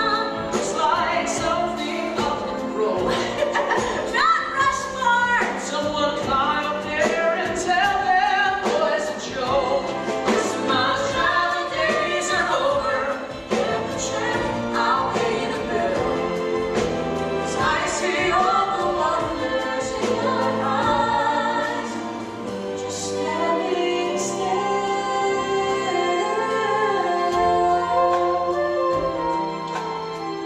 Do you think you could go home again if you were engaged? What? Come on, Fred, don't tease me. No, we can go to your parents and tell them we're in love. My father is very intimidating. He'll change your mind. I won't. We should run away tonight. We can just run away. You are the overnight ER supervisor. Brenda, the clock's ticking. I can't. I don't want to be a doctor forever. I want to make a home with you. Been a lot of places, but I've learned now near and far.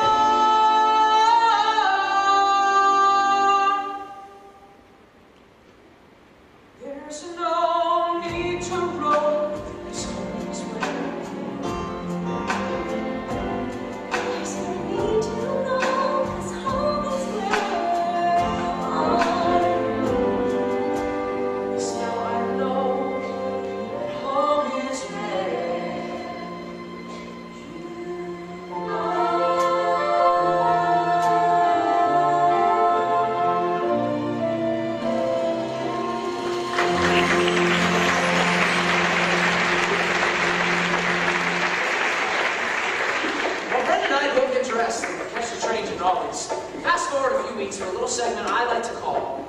lights on first.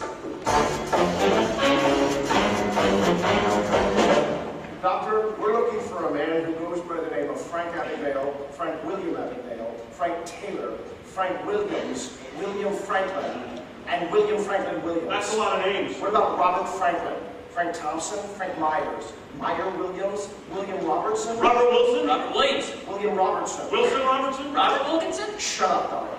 Have you seen a man look like this? Maybe, but that man's a pilot. He's not a pilot. He looks like a pilot. He's not a pilot. So is he a doctor? Wait! He's a doctor? Are you asking me or telling me? Did you say he's a doctor? Son, do you have any idea who you're looking for? Frank William Abagnale Jr. A.K.A. Frank Williams, Frank Taylor. Shut up, Doctor! You know, we did have a Frank Collins. Frank Collins? Frank Collins. Frank Collins. So who's Frank Collins? You tell me. I don't know. I knew Frank Collins in high school. Shut up, Collins. Frank Connors looked like this. Well, without the uniform. Ran off with the nurse. Brenda something. Don't know where. Too bad. Good doctor. Turned in all his paperwork on time. You let this man operate on patients? No, he just supervised the ER. Oh, for the love of Doc! You ever go in to take out an appendix and come up with something else? Once or twice, why? Let's go.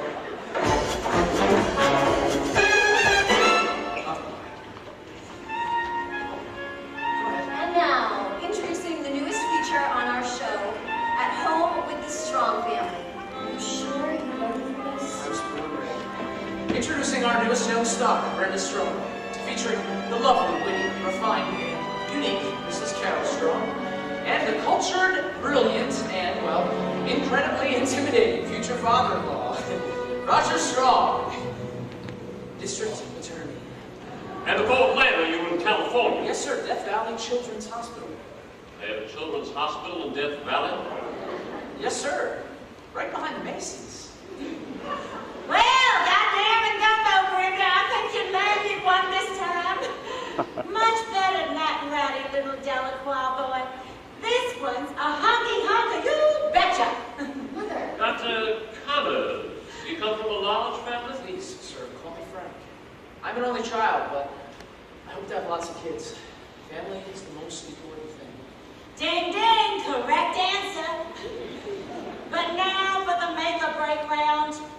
And don't lie to me now. Are you a Lutheran? Why, yes, I am a Lutheran. Well then, Frank, would you like to say grace? Unless you're not comfortable. Oh, no, absolutely.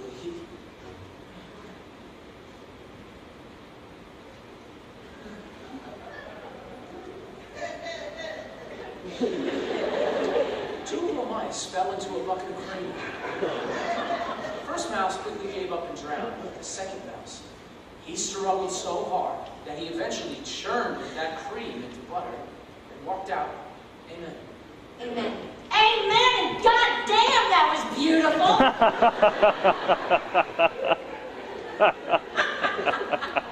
Where did you learn that, you pious piece of cutie pie? The First Lutheran Church of Death Valley.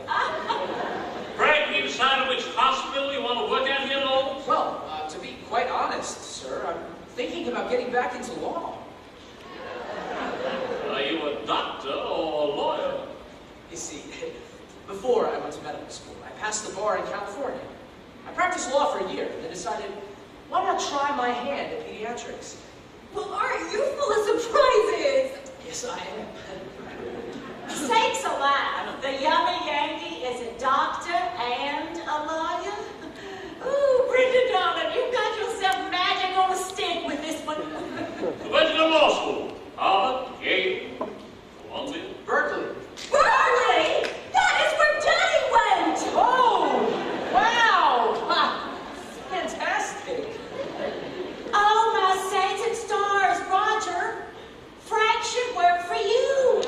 You're always belly aching about how hard it is to find assistant prosecutors who aren't value inbreds. So, Frank, was that Snake Hollingsworth still teaching there when you went through Berkeley? Hollingsworth. Yes. Grumpy old Hollingsworth, right? I tell you, meaner than ever. That dog of his. Tell me, Frank, what was the name of his little dog? I'm sorry, sir. The dog was dead when I got there. How unfortunate.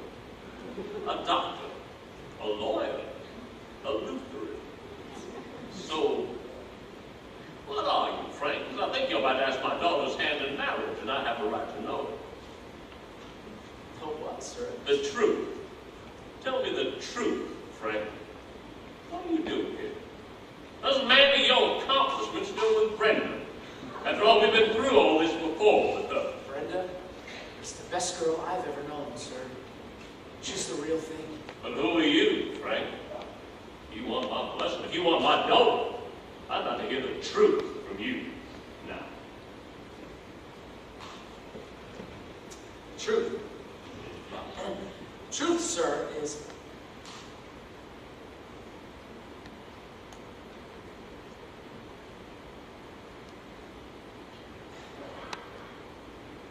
Truth is, I'm not a lawyer. I'm not a doctor. Nothing really. Just a kid who's in love with your daughter. No. I know what you are. You're a romantic. Yes, you are! Men like us? Nothing without the women we love. God damn it, Dumbo! Oh, Frank! Oh, Daddy!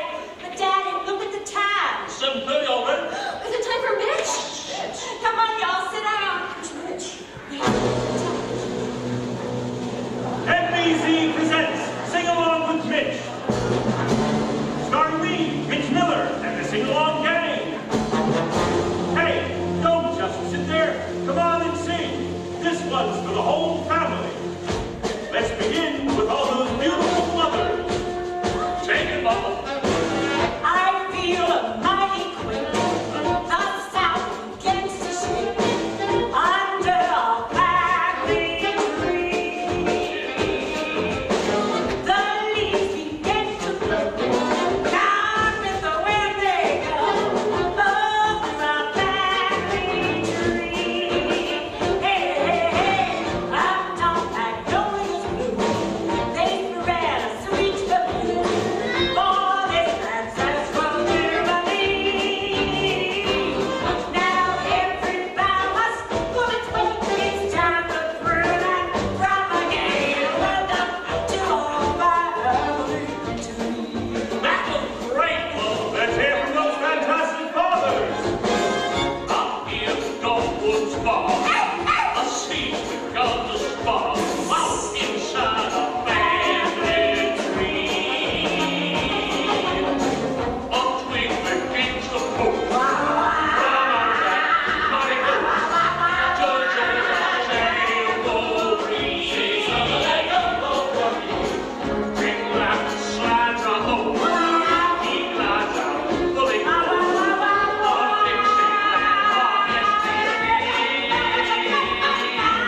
no one minds an extra little.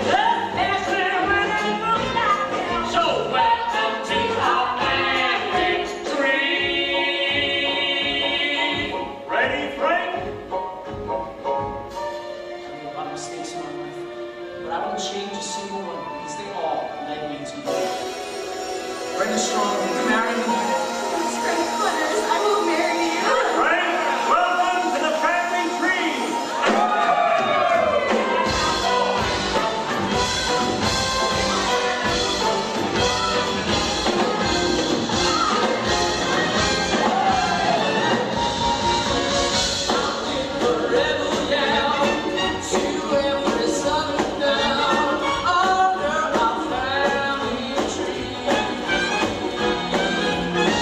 I swing the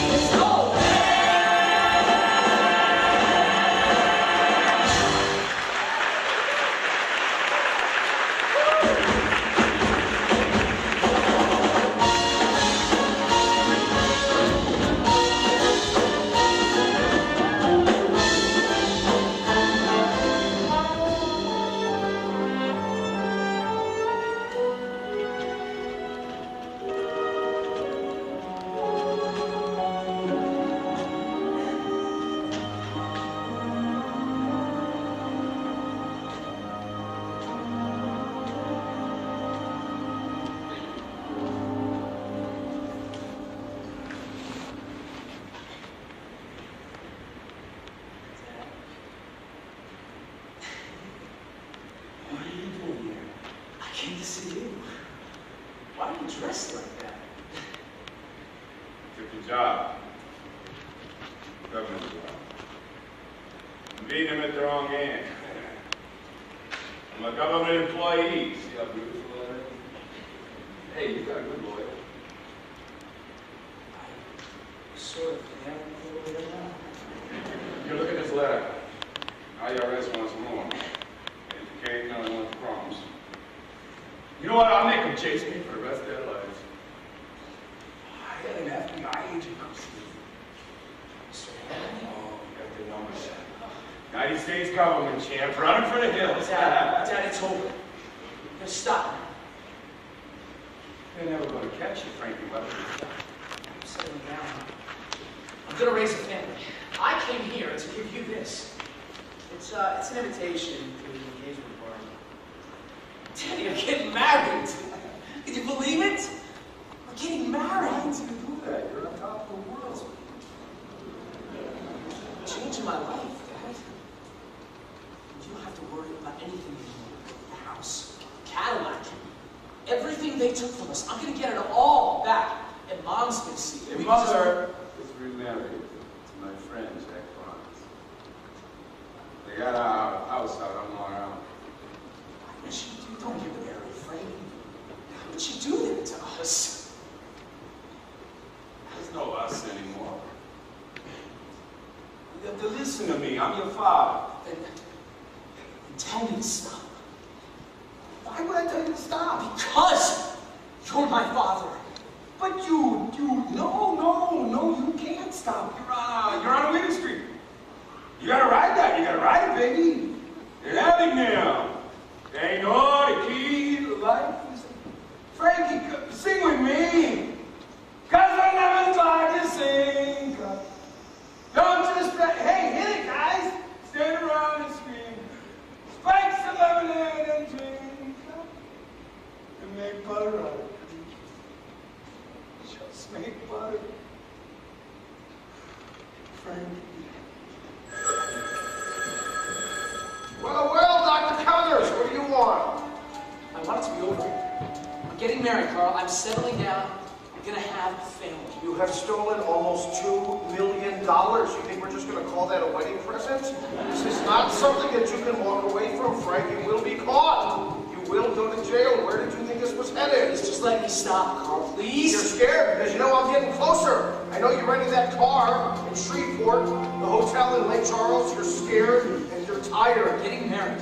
Uh-huh. I met the girl, Carl. The one. Does she know the truth about who you are? Do you? Almost all of it. Goodbye, Carl. All the Louisiana newspapers the last 2 months look for an engagement notice. Frank Connors. Oh, he would have changed his name by now. He can't. She knows him as Frank Connors. He loses the name, he loses the girl. They always make a mistake.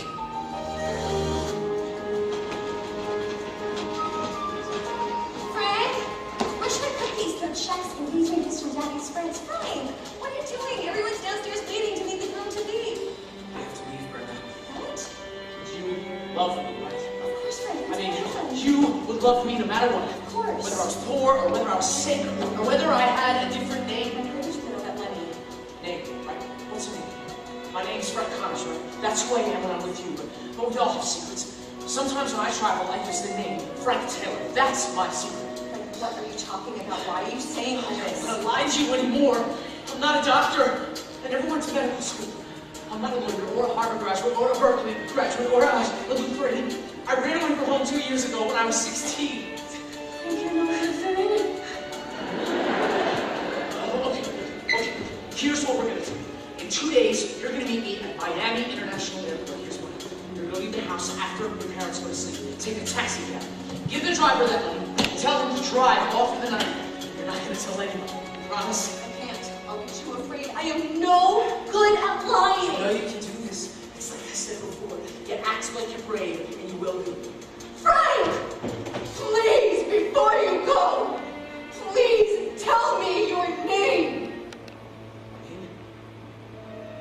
It's Frank William Abigail Jr. I love you, Frank. Me too. I have to go. Don't open your eyes. I'm gonna see you. Real soon. I don't think I can do this alone.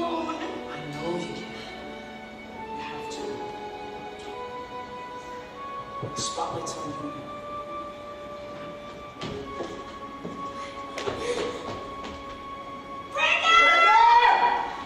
Brenda, sweetheart, where is he? He's gone. Where did he go? You listen. Listen to me, Brenda. This could end very, very badly, all right? He is wanted in every state by men who shoot to kill. Now, you need to tell me where he's going. Now! I can't. Henry! What? Leave the guest house, someone leave it out the back. Go anywhere. Brenda, darling, if you love him, you'll do the right thing. Young lady.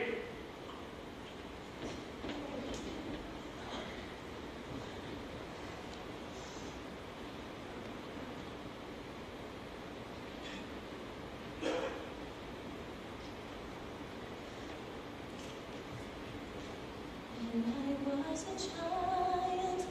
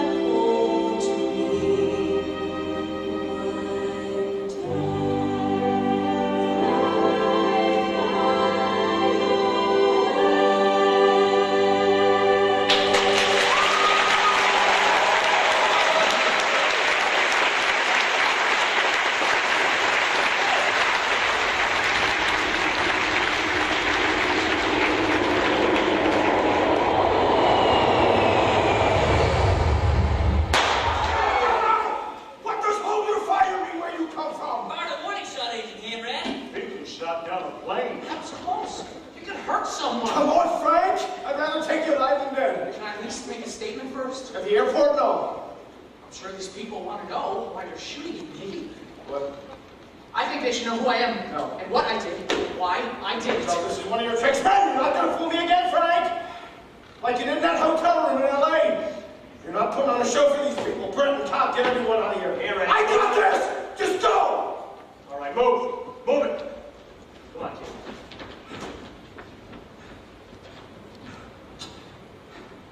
How's it end, Frank? Huh? Huh? What happens when it's all over? The show's over. That's right. It's my happy ending. It's not true, Frank. Now it's time to say goodnight.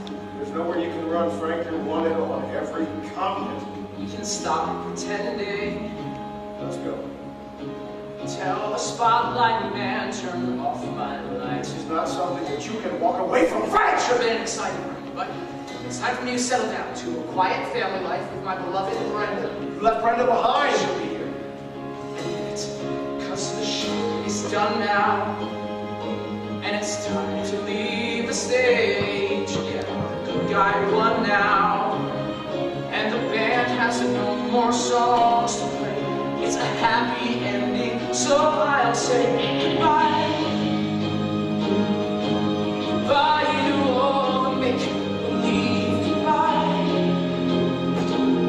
There's no more magic up my sleeve. There's nothing left to act up here. I'll take my bow and disappear. No questions left for answering. There's only one word left to say goodbye. Brenda, just in time. Brenda was your mistake. We followed her right to you. I'm sorry, Frank. I tried. It's okay, girl. I understand. Frank, I love you! Get out of here, go! I love you too. It's time to give up, Frank. It's a happy ending to the greatest show on earth. Now the curtain's descending, and I hope you got your money's worth. Let's go. My dad is waiting for me up north. We're gonna move back to New Rochelle. We're gonna open up the store. Your dad's dead, Frank. Yep, sorry to be the one to tell you. Grand Central Station, he fell down some steps and broke his neck. The police report said he had been drinking. You're lying to me. I do not lie. No! You don't get to say that. That's not how this ends. Sorry, Frank. I'm gonna stop the show now, 'cause I wanna leave on top. So get up and go now, 'cause there's nothing left inside my head. Everything that's left to say has been said. Goodbye. Goodbye, you all the song and dance. Goodbye.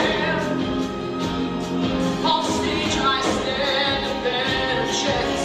Shows through, the part's been played. No standing in the wings played. No violins or ponies. Word this music to my ears. Goodbye. Goodbye. Goodbye. Goodbye. Not afraid of starting. This end could be my start. I wanna live a life and not just play a part. I'll walk into the sunset. I'll sail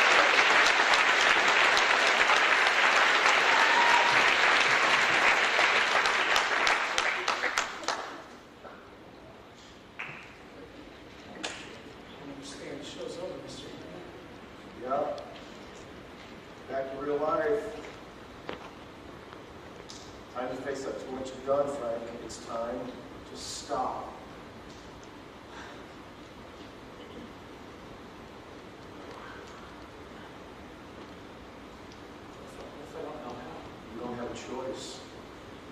I could go. I could run right now. I know, but you won't. How do you know? Because you're tired of running. Because it won't bring your dad back. I know that. I just wanted to help him get back on his feet. I know, Frank, look at me. Look at me now. Hey. Come with me, okay? Come with me. You do your time, you pay your debt to society, and then we'll get you out early. You'll come work for the Bureau.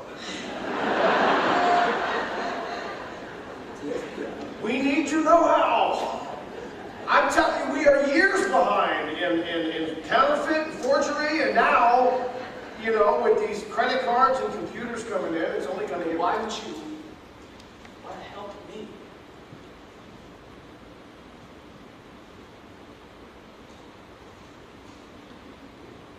Because I'm the only one who can.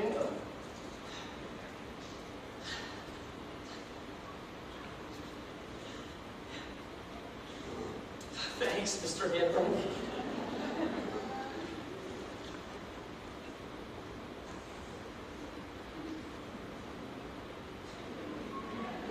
Hey, Frank. Merry Christmas. Okay, come on.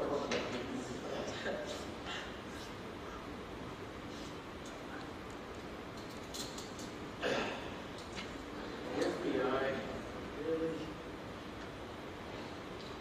You're gonna lock me up and then let me out and pay me for what you locked me up for? That's what I said. I get a badge. Even better, you get a life. Goodness. Your way.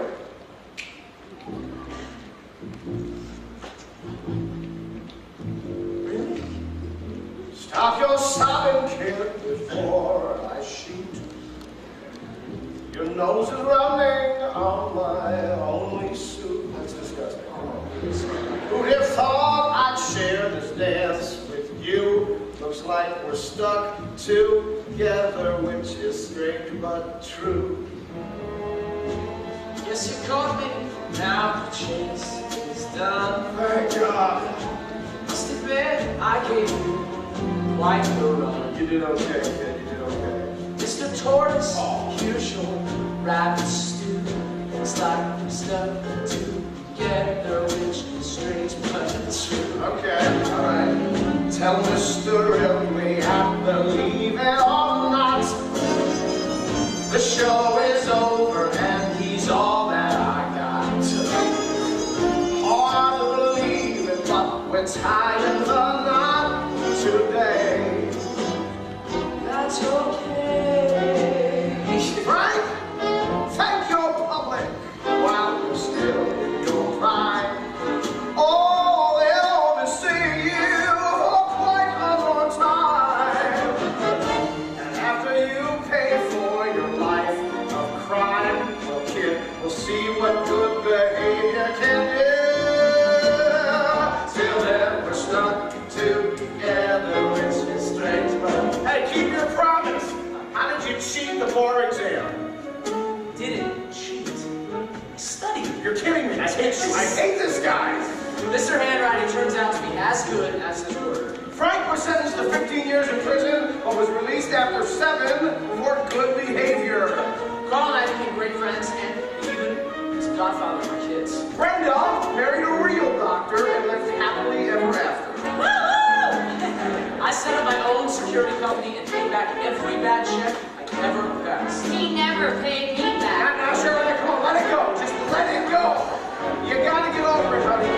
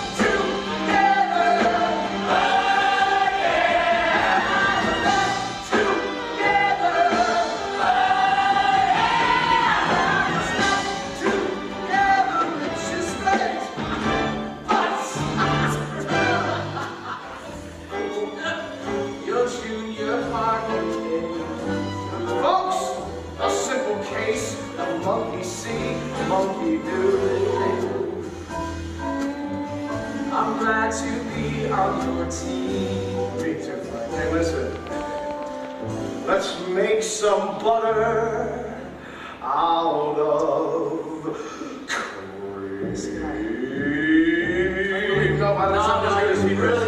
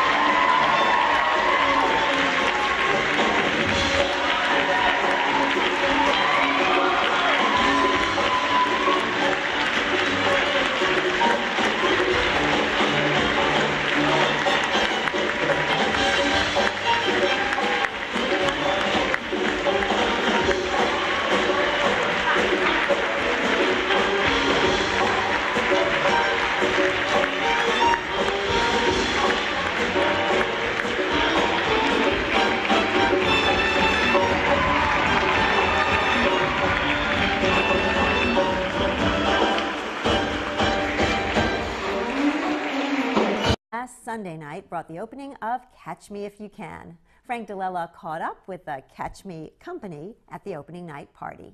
Right down to Italy, the high-flying new musical Catch Me If You Can took off officially this past Sunday night at Broadway's Neil Simon Theater. Based on the book and film of the same name, Catch Me If You Can tells the true story of con artist Frank Abagnale Jr. and his quest for a better life. Director Jack O'Brien spoke to me about the show's ride or flight to Broadway. For all of the principals and us, it's over 2 years of experience with this. While we went to Seattle, while we condensed, while we paired, while we shaped, while we took things out, and there were 4 years ahead of that.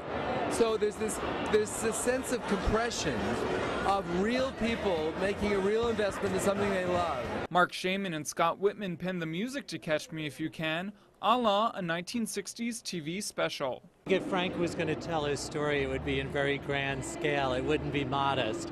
And that seemed to suit his musical needs the most. It happened very organically. As we started writing songs, they were more than slightly presentational, and his father's songs sounded like a Frank Sinatra song. His mother's song sounded like a Judy Garland special. Aaron Tveit stars as the young con artist Frank Abagnale Jr. opposite a cast full of Broadway favorites, including Norbert Leo Butz, Tom Wopat, and Carrie Butler. Talk about a dream come true.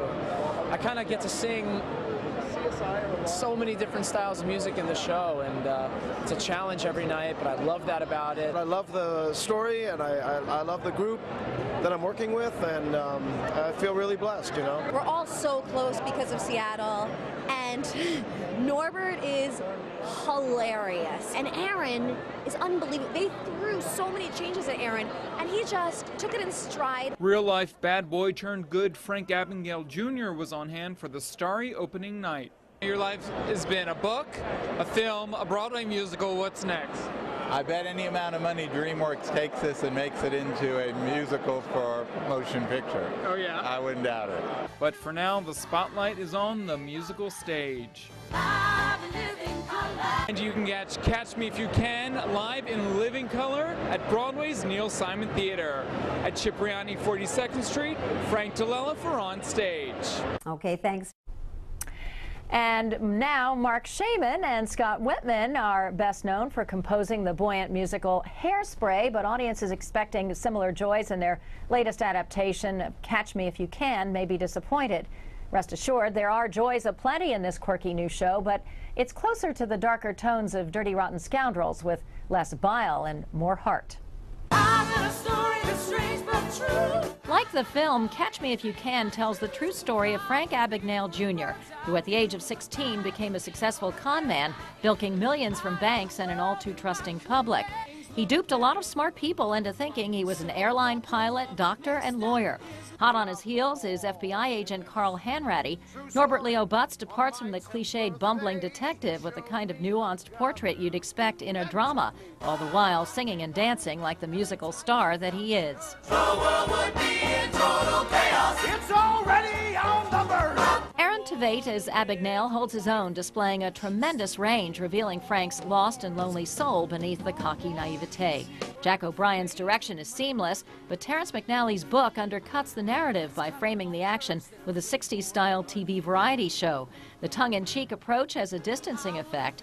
On the plus side, it allows some talented choreens to strut their stuff under Jerry Mitchell's winning choreography. Shaman and Whitman's eclectic score is catchy, and the generous songwriters gave just about everyone in this fine company a chance to shine. Tom Wopat as Frank's hapless dad and Carrie Butler, the fiancée, are standouts.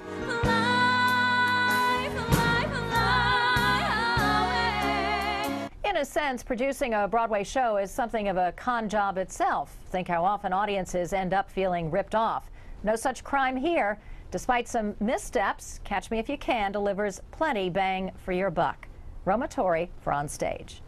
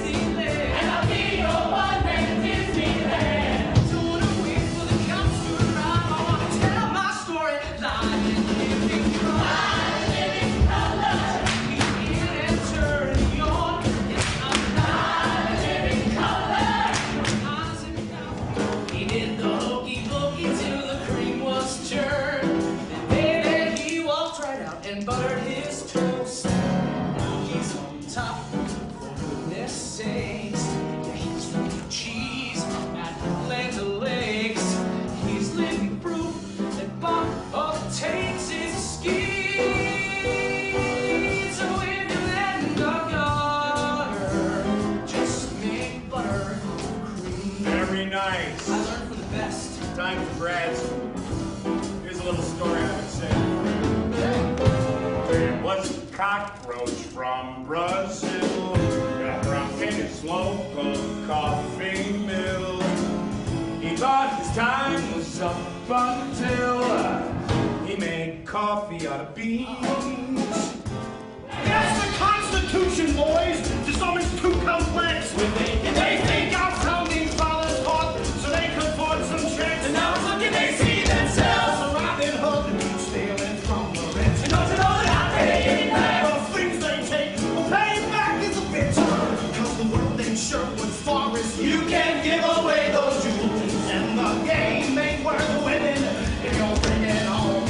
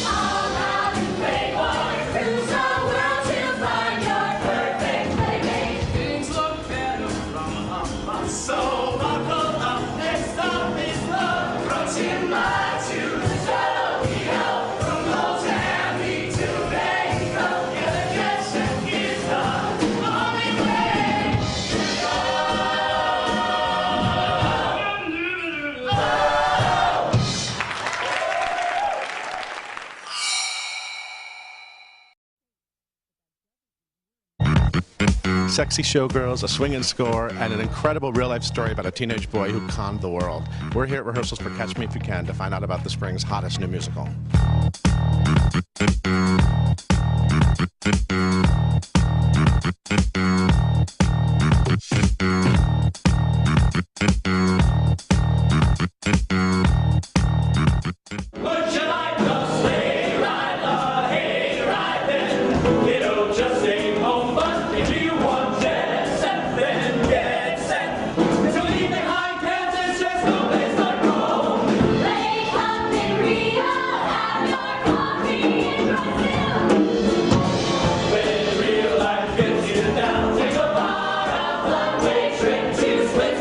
Why Catch Me If You Can on Broadway?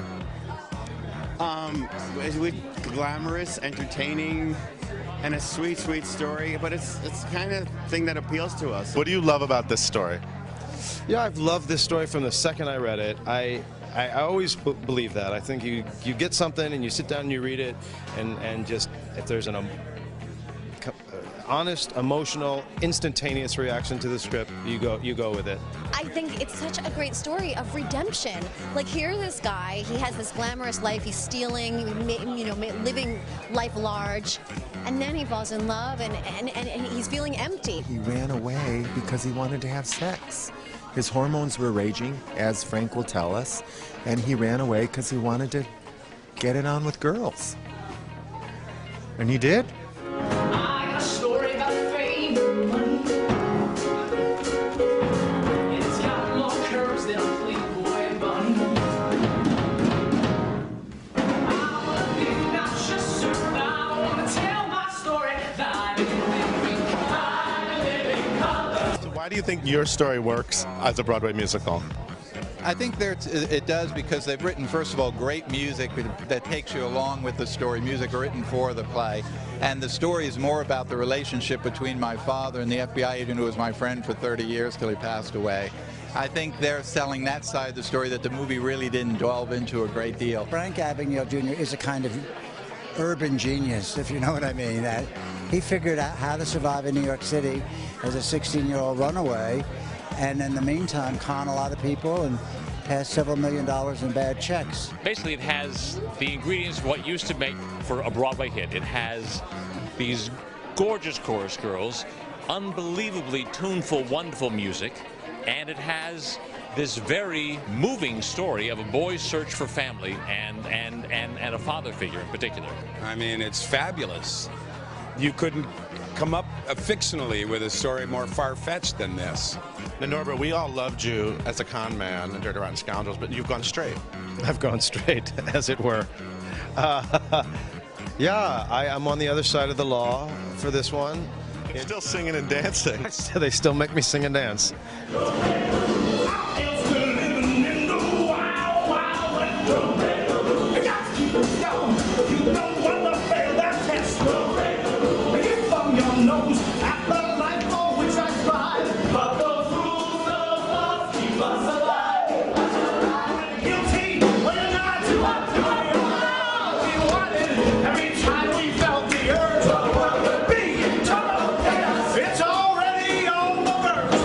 So how does it feel to have the real guy here today? That guy, it's unbelievable. I mean, it's such a fascinating story, but you'd think that it was made up. It's real. I mean, that guy did all this when he was 16 years old. And he's so forthcoming and open about what he did and why he did it. So, if I ever have a question, I can say, hey, what were you thinking here? What were you feeling? Or why did you do this? So it's kind of a very unique experience, when you're playing someone who's a real person who's right there. So it's incredible.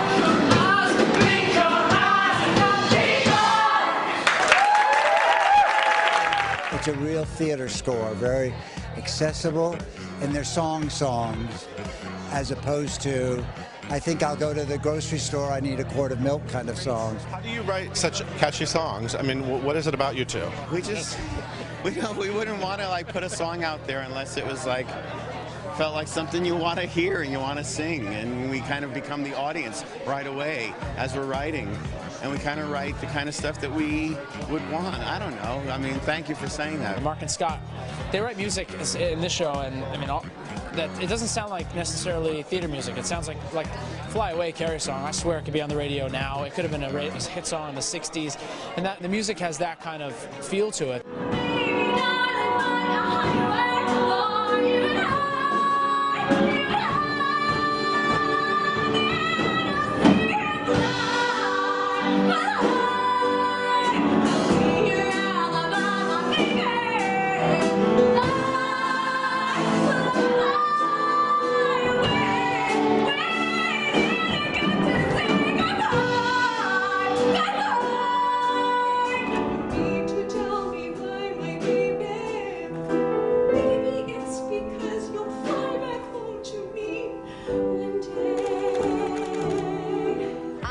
Ordinary girl.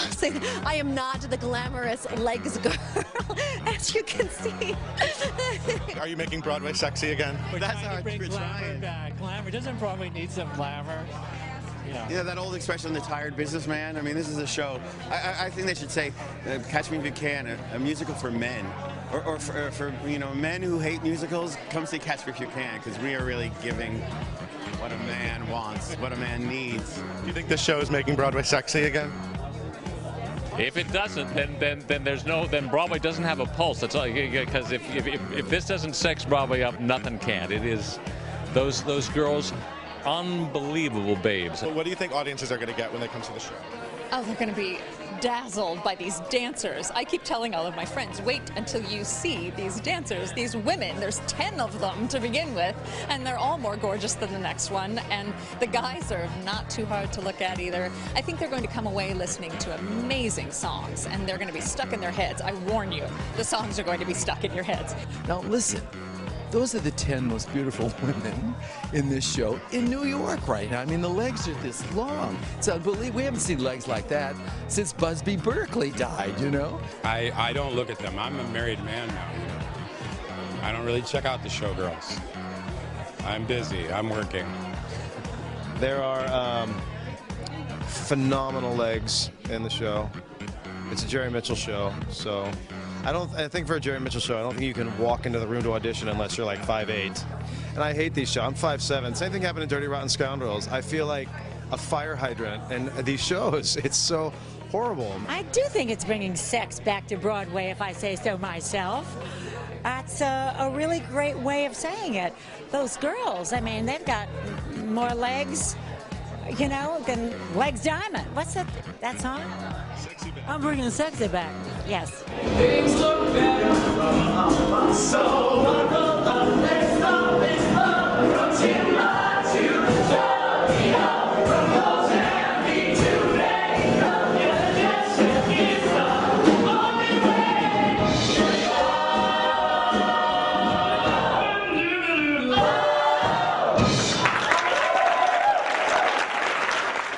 Catch us if you can. Sexy back.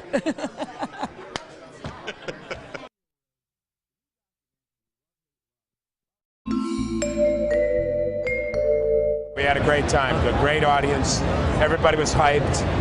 This has been a long time in gestation, and I think everybody was really ready for it to open. It's so much hard work, leading up to this, especially previews. I mean, we're rehearsing every day and changing the show. And so yeah, now we all kind of get to just breathe and relax and just do the show every night. Do this incredible show that we love doing. We get to do it every night now. I kind of look at my life and I'm amazed about what I did, but I'm more amazed at where my life brought me. And now to have a movie about your life and to have a musical made about your life is just overwhelming. You live with these characters for so long, you stop acting so much and you can just kind of be on stage, And when you're able to do that, then you don't need critics or audiences, or you just get to kind of own it, And that's the payoff of working on something for so long. We got rid of some songs, we replaced some songs. The songs are great, the music is great, and I think it's a much tighter show than it was in Seattle. The 6 of the leads all were in Seattle together, and we really kind of formed a bond. All of the principal people have been with us for over 2 years. Not performing, invested in it, loving the show. So there's a condensation of that you just can't get ordinary. You can't get that in a normal rehearsal process.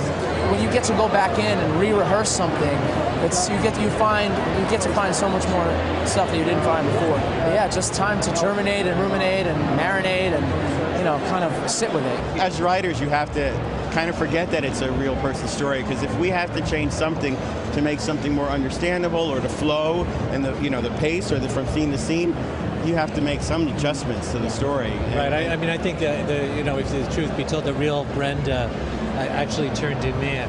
You know, I mean, so it's You don't want to see that. But you don't want to see that, right? It's obviously not a documentary, as did the movie, but I think it's very respectful of his life and what he did. And what he said at the curtain call tonight was very touching about being given a second chance. If you saw the movie, you know one thing. If you read the book, you know something else. For me, it's about fathers and sons. That's the thing that men feel in an odd way and in a different way from anything else. You have to get to what's driving these guys emotionally and psychologically, and Jack is brilliant at that. You know, these are two characters in search of love and redemption. And I love stories about redemption.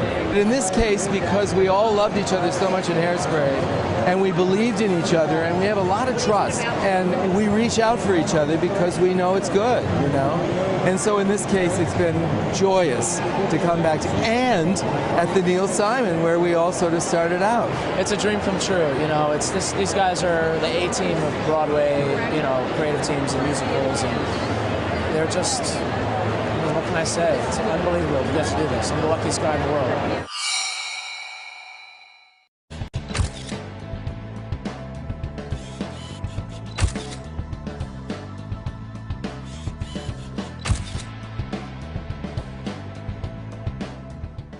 The hit movie Catch Me If You Can is now a swinging Broadway musical starring Aaron Tveit and Norbert Leo Butz. We're at the Neil Simon Theater to celebrate a starry opening night.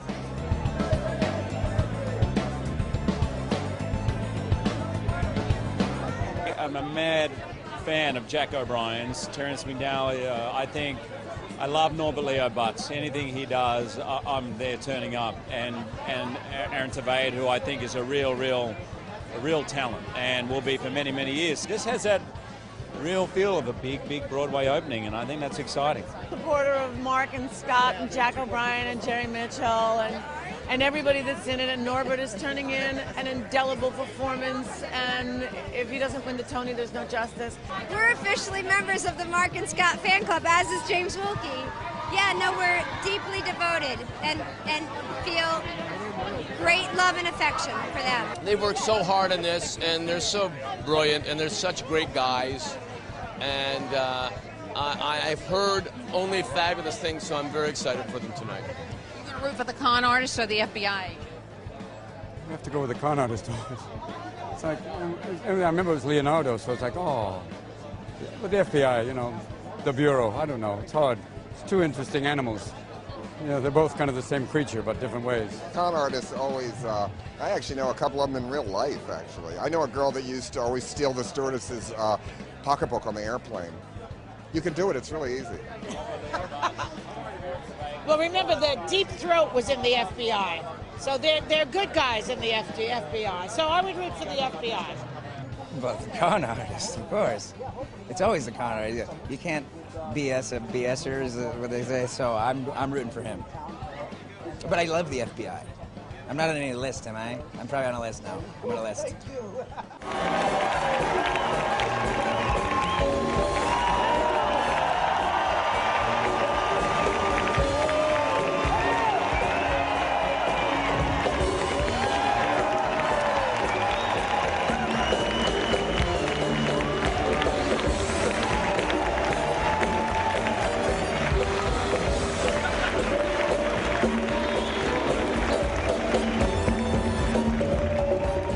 How are you feeling tonight? Amazing. Amazing. I can't believe it's actually here. still hasn't even hit me yet. I'm feeling relieved. I suppose you're surprised to hear this. You know, for some of us, it's been like over 6 years that we've been working on this and refining it and doing it in Seattle and doing readings and all that sort of stuff. So I'm very proud of them. I really am. I'm very happy. What do you think of the show? I thought it was unbelievable. Tonight was the first night I saw it. Up until now, I've only seen some little rehearsal numbers and heard a couple of songs. So tonight was the time I really saw the whole story. It was very surreal. It was very emotional at times when I got into my parents' divorce and things like that. What is it about this story that speaks to you? It's exciting, it's unbelievable, but it's true, and it's kind of inspirational too. You can really make major mistakes and be given a second chance and make something significant of your life. It just moved me. I started, really weeping when I first read it, and I always try to follow that instinct with a piece. If it has a kind of an instant, gut place that it hits you in. Even though it might look like a big, quote-unquote, old-fashioned musical with a lot of, glitz and big numbers, that there's an incredible story here about family and the family that you choose in your life. And I mean, there's a huge emotional journey in this show that I think that maybe at the outset people don't realize that they're even going to go on. It's amazing. And being a kid who grew up in New York and walked past these theaters, never did I dream that someone would make a musical about my life. That's amazing. Brag on your cast for me a little bit. Aaron and Norbert. Watching Aaron, just grow from the first reading we did with him and his understanding that he could be this kind of showman. Watching him blossom on that has been really tremendous. And of course Norbert. I mean, Norbert's a dream to write for. He's a brilliant actor and a great musician, so he's been a joy. We shouldn't get to get paid to do what we do because it's so much fun. I mean, don't let the producers hear that, but I could never have asked for anything more in a partner on stage. And not only is he brilliant, but he's been so supportive of me and there every single step of the way. And it's like having your brother with you on stage. Aaron's a terrific young man and a real talent and a real professional, which I think is the most surprising thing to me. At his age, I was a little more, let's say, undisciplined, but that's kind to myself. This swinging 60s must be a lot of fun to work in this.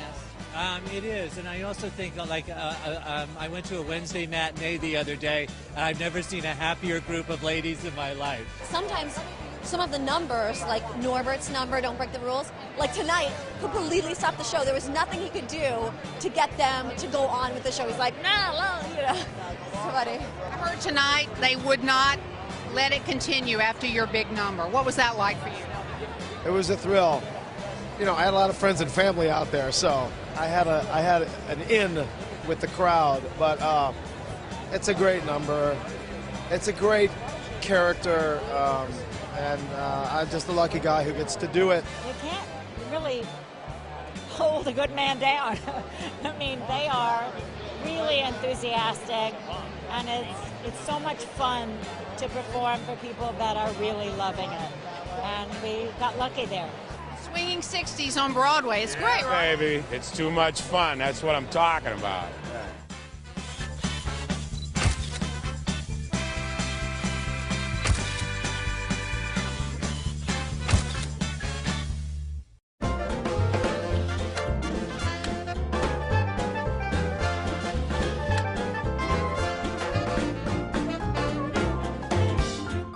He's one of Broadway's fastest rising stars. After starring in big hits like Wicked and Hairspray, he got everyone's attention as the mysterious teenage son in Next to Normal. Now he's playing conman Frank Abagnale Jr. in the sure-to-be hit Catch Me If You Can. Please welcome Aaron Tveit. Hey, guys. How you doing? Doing really well, thanks. Okay, you're 27 years old. Yep. You are starring in a big Broadway musical. Is this like a dreams come true moment for you? Yeah, it really is. I mean, this show, I've been a part of it for a long time, but it's everything I could have ever dreamed of when I first saw a show here in New York on Broadway, and to think, because everything has really happened, it's seemingly really fast. I literally still find myself on stage sometimes, and I look around and I say, oh my God, I'm standing next to Norbert Leo Butz doing this scene, and it's It's insane. It's really crazy. Do you feel pressure? I mean, I know the musicals, it's a brand new musical, it's in previews. You know, I haven't been feeling any pressure, and I mean, but I think it's just because I've been working on this for so long, right. And specifically this year, I've been, you know, we've been in rehearsal since the end of January, but I've kind of been in preparation for this all year. Probably since I left Next to Normal last January, I kind of just started getting everything ready for this. What does that involve? It involves, you know, the classes that I was taking all year and keeping myself healthy and getting my voice in shape to be ready for this. And then specifically, you know, the last 3 months before we started, I started working out with a trainer, and that was just to kind of get myself as injury-proof, knock on wood, as possible for this kind of marathon of a show that I have to. Was that because of your shirtless scenes? It was not because of my shirtless scenes. It was because of all the dancing and all the running around I do. The last thing I wanted to do was blow out a knee, so I wanted to make sure that I was in the best shape possible for that. But what you asked about the pressure, I haven't been feeling it consciously, but actually I just had a massage yesterday, and my neck has been so tight that I think subconsciously I think I'm holding out all the pressure right there. But no, I feel good. But I think I've been able. On opening night, your head will explode. My head's going to explode on opening night, definitely. So let's set this up. The way the show opens is that your character is being arrested. Yeah, being arrested in the Miami, you know, International Airport Terminal, and then kind of because of Frank's brilliant imagination and kind of his ability to create on the fly, and as I'm arrested. Norbert Hanratty said something about, you know, you're not going to do this, you're not going to misdirect us, you're not going to put on a show for these people. And it kind of gives me the idea, wait, could I? Let's try it. You know, we're telling it with this device that Frank sees his life as this early 60s television show. It's a really cool idea. Yeah. And I have to say, I saw the show last night, and I absolutely fell in love with it. Oh, thank you. I'm so glad to hear it. It's really cool, really different, really fresh, and you're doing amazing work up there. Thank you. So all the numbers are sort of played like as if they're being done in a TV show in the 60s, basically. Yeah. So what does that do? And you also get to interact with the audience because of that, because you sort of introduce things to them. Yeah. Is that exciting for you as a performer to have that freedom? It is. It's a lot of fun. It was hard in the rehearsal studio because I was playing the audience to, you know, our creative team or a curtain or no one, you know, and then when we got to the theater during tech, it was to the black void. So I've actually been so happy to have, when we started previews, because I have faces and I have eyeballs that are looking at me and listening to me, and so, you know, I mean, but I'm a con man.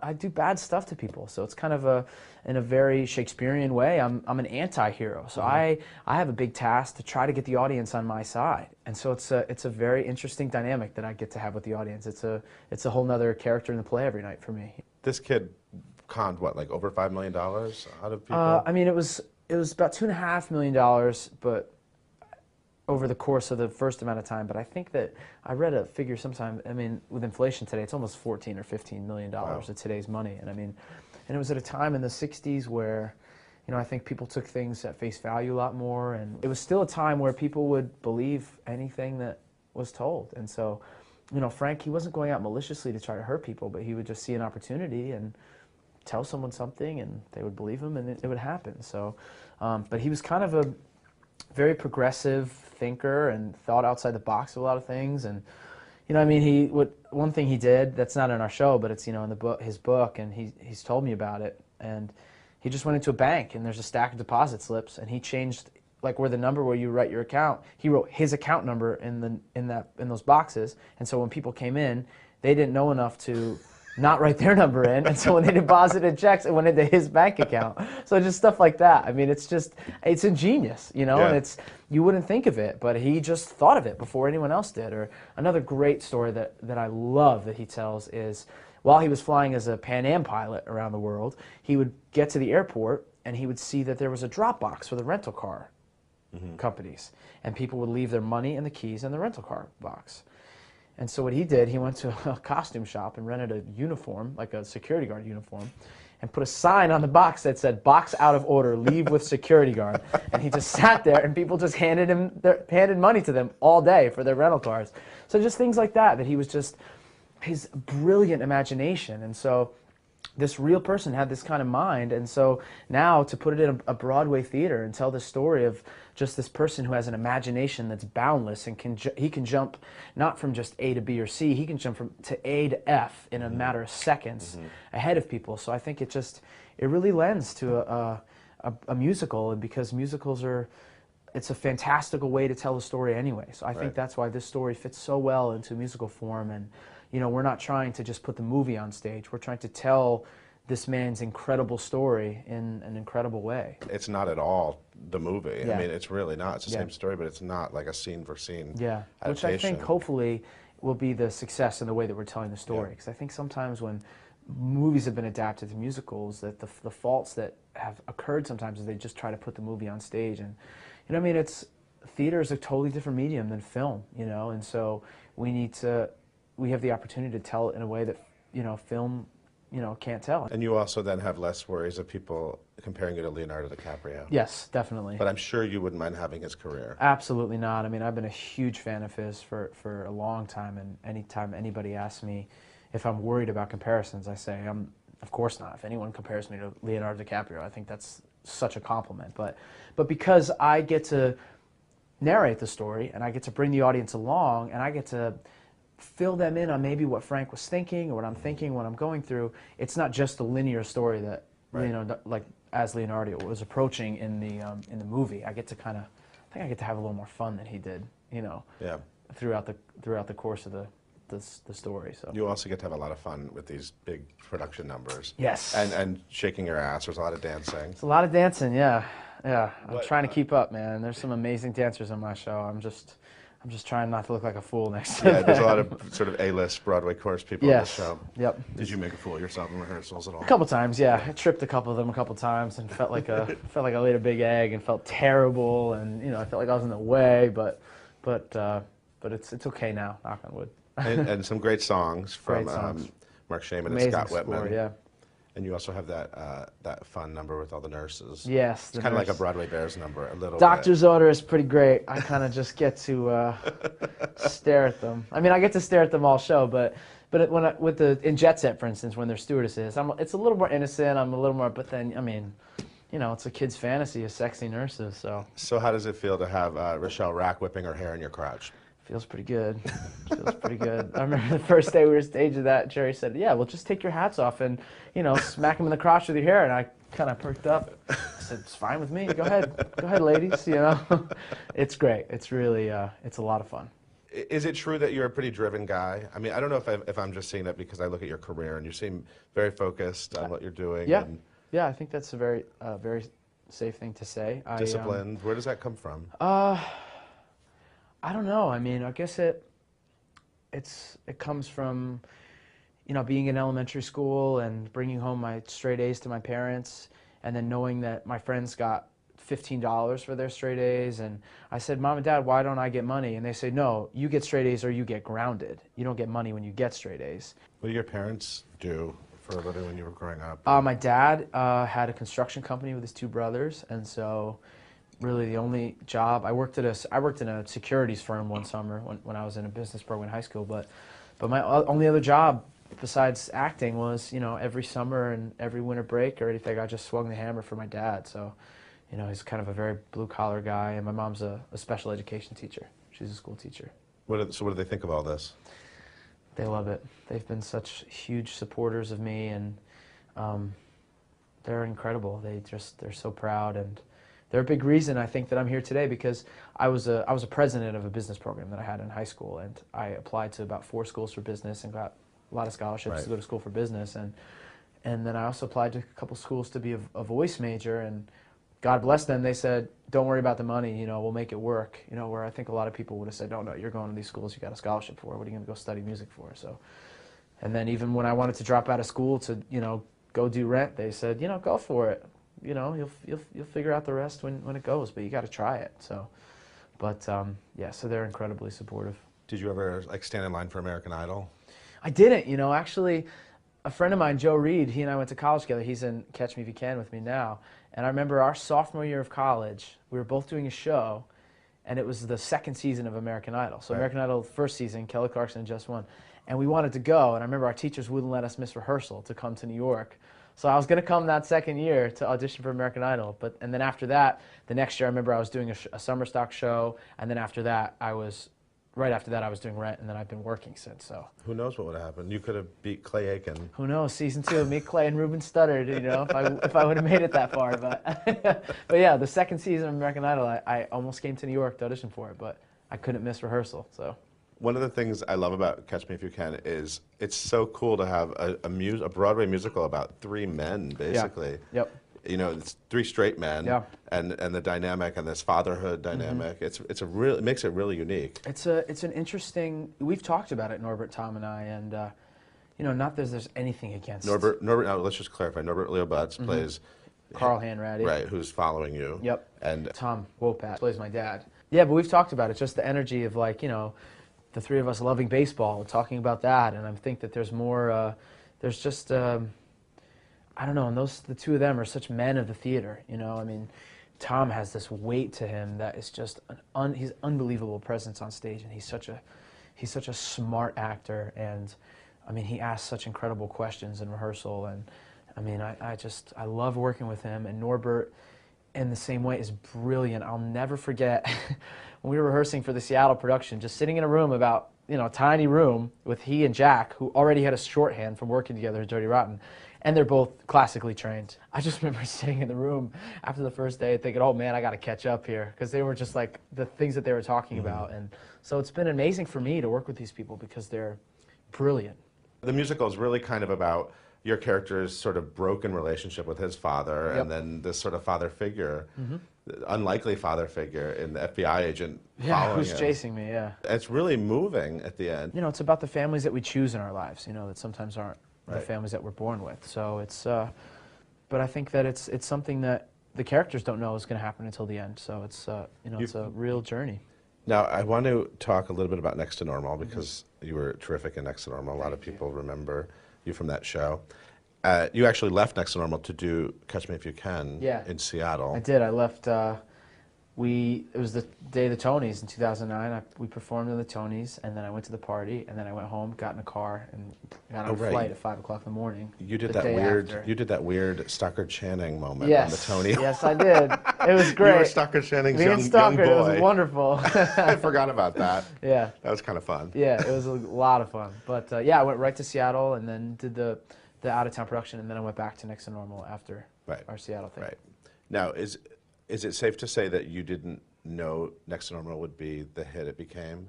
Because I loved the show, but I was surprised. Well, even back at Second Stage, even back at the reading before Second Stage, we all knew something was there. We all knew something was in there. I remember we read through the second act one of our first days before we left to go to DC, and we all just like wept at the end of it because everything that we thought it could be at Second Stage, that we'd hoped it to be, all of a sudden it was.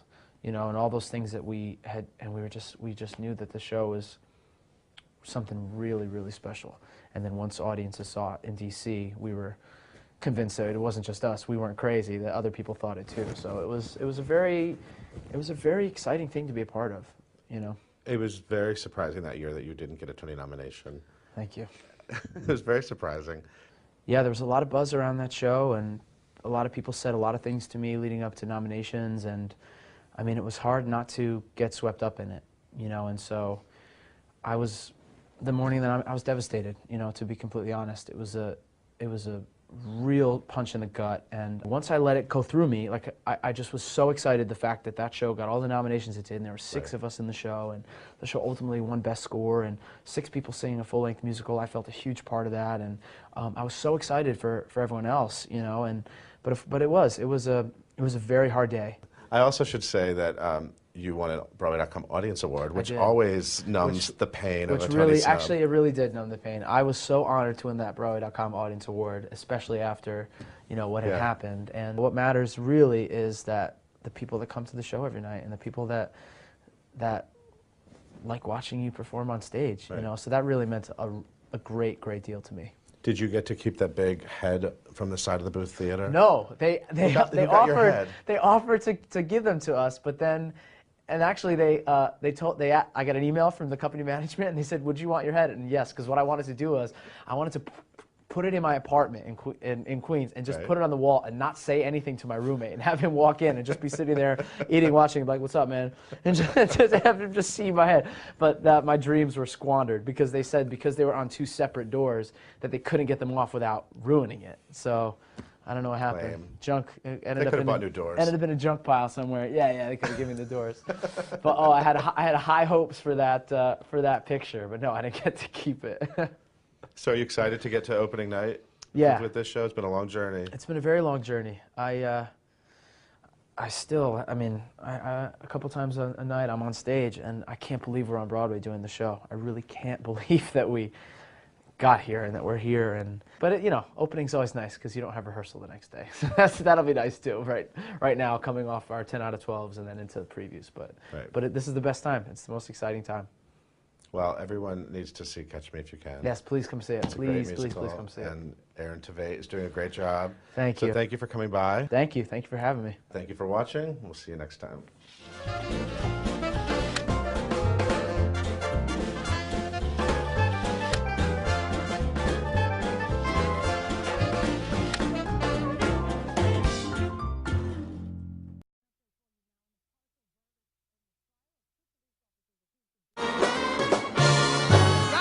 To Italy, go out there, laugh and nod. Jump in a fountain or a big la dolce vita. If your tastes run more risque, then we know a joint in Alma. So hang on tight, let's move to this time to buy this chicken food. So pack up your suitcase and no worries and get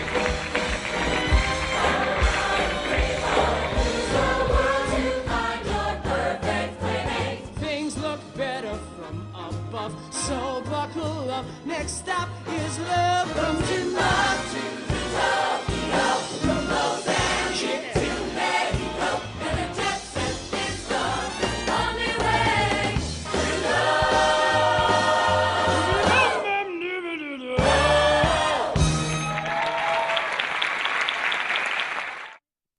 Go straight into a movie. Got a red light, sell some hot.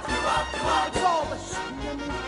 You're either guilty or you're not. What we wanted every time we felt the urge. The world would be in total chaos. It's already on the verge. Cause it's laws that keep us human. Cause without them we're just mules. And the game ain't worth the win. I say the game ain't worth the win. The game ain't worth the win. If we're breaking all the rules, don't break the rules. What's a name? Just a window dress.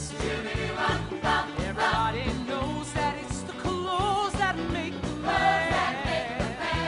Play the game, just keep from guessing. Mix and match me, try to catch me if you can. Oh, I got a story that's strange but true. I got a story that's strange but true. So come fly with me for a bird's eye view.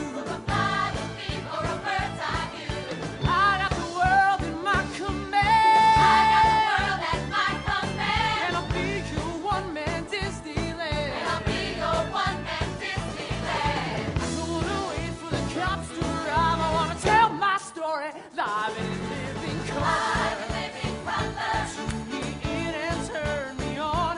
Yes, I'm live and living color. Look your eyes and I'll be gone. Yes, I'm live and living color. Tune me in and turn me on. Live and living color. Make your eyes and I'll be gone. True story.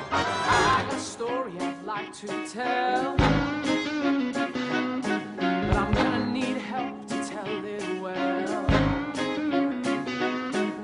I got a story about fame and money, and it's got more curves than a Playboy bunny. I wanna live, not just survive. I wanna tell my story live and live in color. Turn me on. Yes, I'm live and living color. Look your eyes and I'll be gone. Yes, I'm live and living color.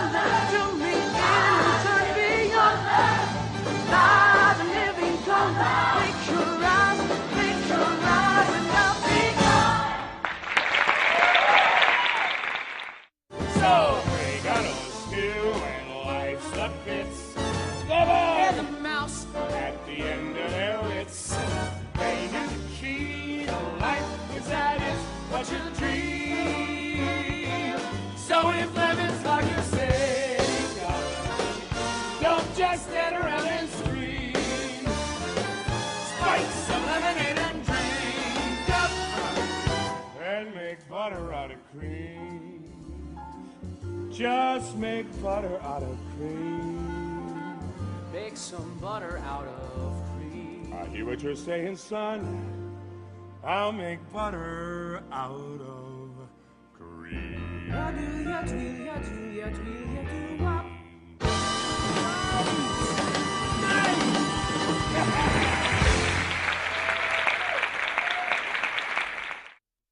not afraid of stopping. This end could be my start. I wanna live a life and not just play a part. I'll walk into the sunset. I'll sail across the sea. The final word, the last you'll hear of me, of me, is goodbye, goodbye to every night alone. Goodbye, goodbye to lives that I don't own. I'm tired of living on the stage, a life that's only on the page. The empty lies are in the past. I've tried before, but here's the last. Goodbye, goodbye, goodbye. They only saw the magic tricks, the smoke and mirrors. Was I the only one to ever see the boy? So now they wanna clip his precious wings and bring him down. But in his heart and soul's the kind of good they can't destroy. Yeah, now I wanna see him fly, fly. I'll be your alibi, my baby. Fly, fly, fly away. They didn't get to say goodbye, goodbye. No need to tell me why, my baby. Maybe it's because you fly back home to me one day. You got any kids, Carl? I do not. What the hell do you know about it? I suppose your father was a prince, huh? Yep, of darkness. Little man, grow some balls. Oh, he did I not. swear to God, every single morning, that motto rang throughout the halls. True story. On my 10th birthday, he showed me a gun. Then took me to the cornfields and said, okay, run. Sure, his sense of humor was lame. Like father, like son. Hey, lucky for me, so was his aim. If he had sewn some needlepoint that hung on the walls, it would have said, little man, grow some balls. Ball games that he missed, nights he came home pissed. Well, I don't think about that any longer.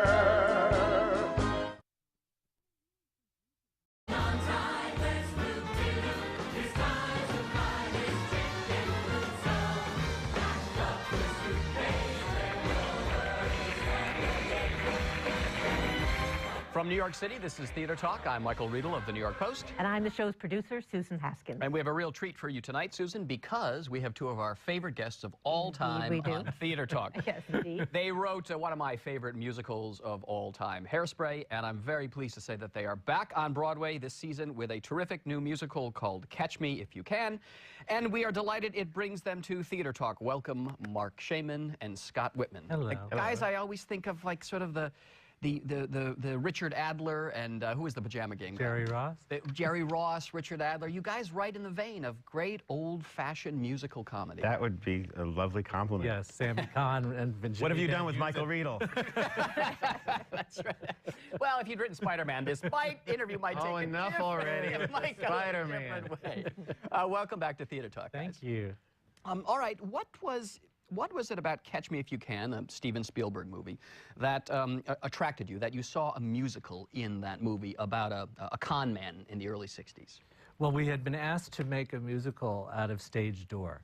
Oh. So we went to the dusty old drama bookshop, and on the way back to the old play section, there was this coffee table book that had just come out about the movie of Catch Me If You Can, and on the cover was Leonardo DiCaprio and a line of airline stewardesses.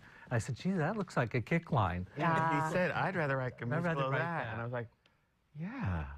We just saw the show business kick line of that, and then the father-son relationship seemed so great for the emotional side of it. And we had written a show about mothers already. Hairspray. Hairspray, and so this felt like fathers needed their due. You'd seen the movie before you ran into this book, right? And when Yeah. you saw the Yes. movie, did you see anything there that you could musicalize, or it just did not occur to you? It was floating in my head a little bit because I was very attracted to the father-son situation, and there were so many qualities that the father had that were very similar to my own father. He wasn't quite a flim-flam man. He wasn't a flim-flam man, but he certainly had the bravado and the style of that.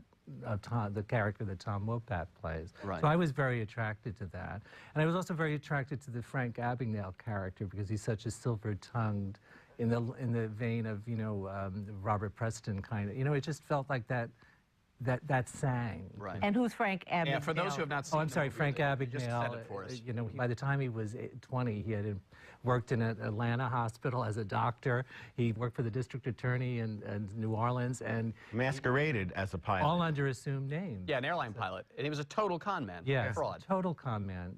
But he also had a great redemptive quality to him because in the end, he was saved by this FBI man who gave him another life. And your telling of the story, he has, Frank Abagnale has this intimate and intense but troubled relationship with his con man father. And the FBI, though, becomes sort of the proper father who can set him on the right path. Right. Was that something that's sort of in the movie or something that you've It's in the movie, but I think the musical, by the nature of a musical and how music brings out a more emotional quality, we ended up raising that a bit more, because the chase element that's throughout the movie is a little harder to do on stage. Yeah. And so it's just the musical naturally went that way. And you're dealing a lot with the actual Frank Abagnale. Yeah. At least we think that's him. So, so what does he say? He's around the show, right? He's been part of the Yes, he has been part of the process. He's a totally beguiling and charming older man now, obviously, and he's just been like a little godfather around the production. And does he concur with this, that the FBI had a... Yes, he yes, did. so very much of the actual FBI man that Norbert plays, Carl Hanratty, was the godfather of Frank's children. Showbiz is a perfect place for somebody like him, though. I mean, it's full of flim-flam artists. Yeah. He could be one of your 8,000 producers or something like that. You wouldn't know. It takes a village, darling. To put on a show. He's speechless. More Jews than built the pyramids. Now, I love the setting of the show is the early 60s. Pan Am, TWA sort of terminal feel, the jet set. And I know that for you, Mark, this is musically a time that you love, the Sammy Davis Jr. world, the variety shows. Was that influential in the idiom of the music that you're working in? Completely. I mean, for both of us. I usually say the Ed Sullivan Show was the perfect template for the music in Catch Me If You Can. Music, when I say music, I mean music and lyrics. Because on a Sunday night, when we were kids, you'd watch the Ed Sullivan Show, and there was an hour of entertainment, and it might be the Beatles, and then Peggy Lee. And then Topo Gigio. Right, of course. Or Frank Sinatra and the Rolling Stones, or Herman Hermits. You got everything, and that's one thing I feel bad about modern generations, that they, and I'm guilty of it too, when I'm in the car, I only put on the satellite stations that are the things I know I like, which I'm a hypocrite, because I'm talking about how back then, you just watched everything, and you heard everything, because you had to get up off your fat to change the channel. No one's going to do that. And there were only 3 channels. That's right. And so you just got everything. And so that's what our show is like. Although Frank Jr. is 16, 18 years old in the show, he also loves what his dad loved, Bobby Darin, Frank Sinatra. But the show itself is a little bit more like Hullabaloo, which was another show back then. And Hollywood Palace was another one of them.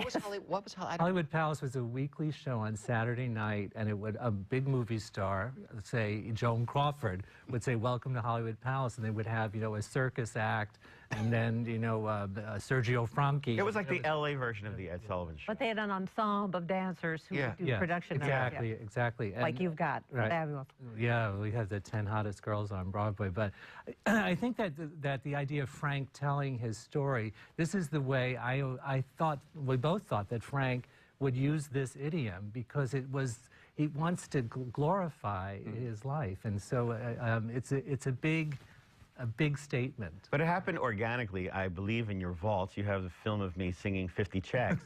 50 checks don't feel like much when you first hold them. Nothing special to the touch, but look inside. Every digit points the way. Every date's your lucky day. Every check's a mini magic carpet ride. It's like Playboy After Dark here. Can you think of 50 dreams? Well, they're in your hand now. And with your heart and mind, there ain't nothing you can't do. 'Cause you have 50 choices, 50 chances, cold hard cash or hot romances. 50 checks can make those dreams come true. The first song that we wrote was 50 Checks, and then we wrote another song for the mom. And after writing those songs, we realized we had written a song that Frank Sinatra could have sung and that Judy Garland or Edith Piaf might have sung. And we realized, okay, the kid is seeing his parents in this idolized, glorified way. And it's almost as if he's presenting, like, my dad's like Frank Sinatra and my mom's like Edith Piaf. And that's what led to the concept. So it happened very organically. Both of those songs are not in the show now. Well, I tell the cast, they look at me and I go, I literally like drowning babies. How did you guys meet? Because you have been together as professional and romantic partners for a number of years now. A few years. Decades, many. We met one day. I was still living in New Jersey, and I went to see a musical off-Broadway with a friend of mine from New Jersey that was ironically entitled Boy Meets Boy at the Actors Playhouse. And we ran into some other friends from New Jersey on the street after the matinee, and we said, oh, let's catch up. And there was a piano bar right there called Marie's Crisis. It's still there. Still there, yeah. I went in there with my friends. I started playing the piano. It was empty. It was like 4:30 in the afternoon. I was only 16. I shouldn't have been in there. And the bartender was sweeping up, and he went, very MGM. Wait right here. Hey, kid, you're good. So wait here. And he ran over. And I was directing a show at the Duplex, which is next door. Of course. He said, still there, too. Yes. Hey, there's a kid down there. Because I had a piano player we used to call Mittens because he was so terrible. And so they ran down, and we ran in and saw him, and we said, that's our Hitler. They said, can you play together wherever we go cheesy? And I went, you mean like the way they play it at a bar mitzvah?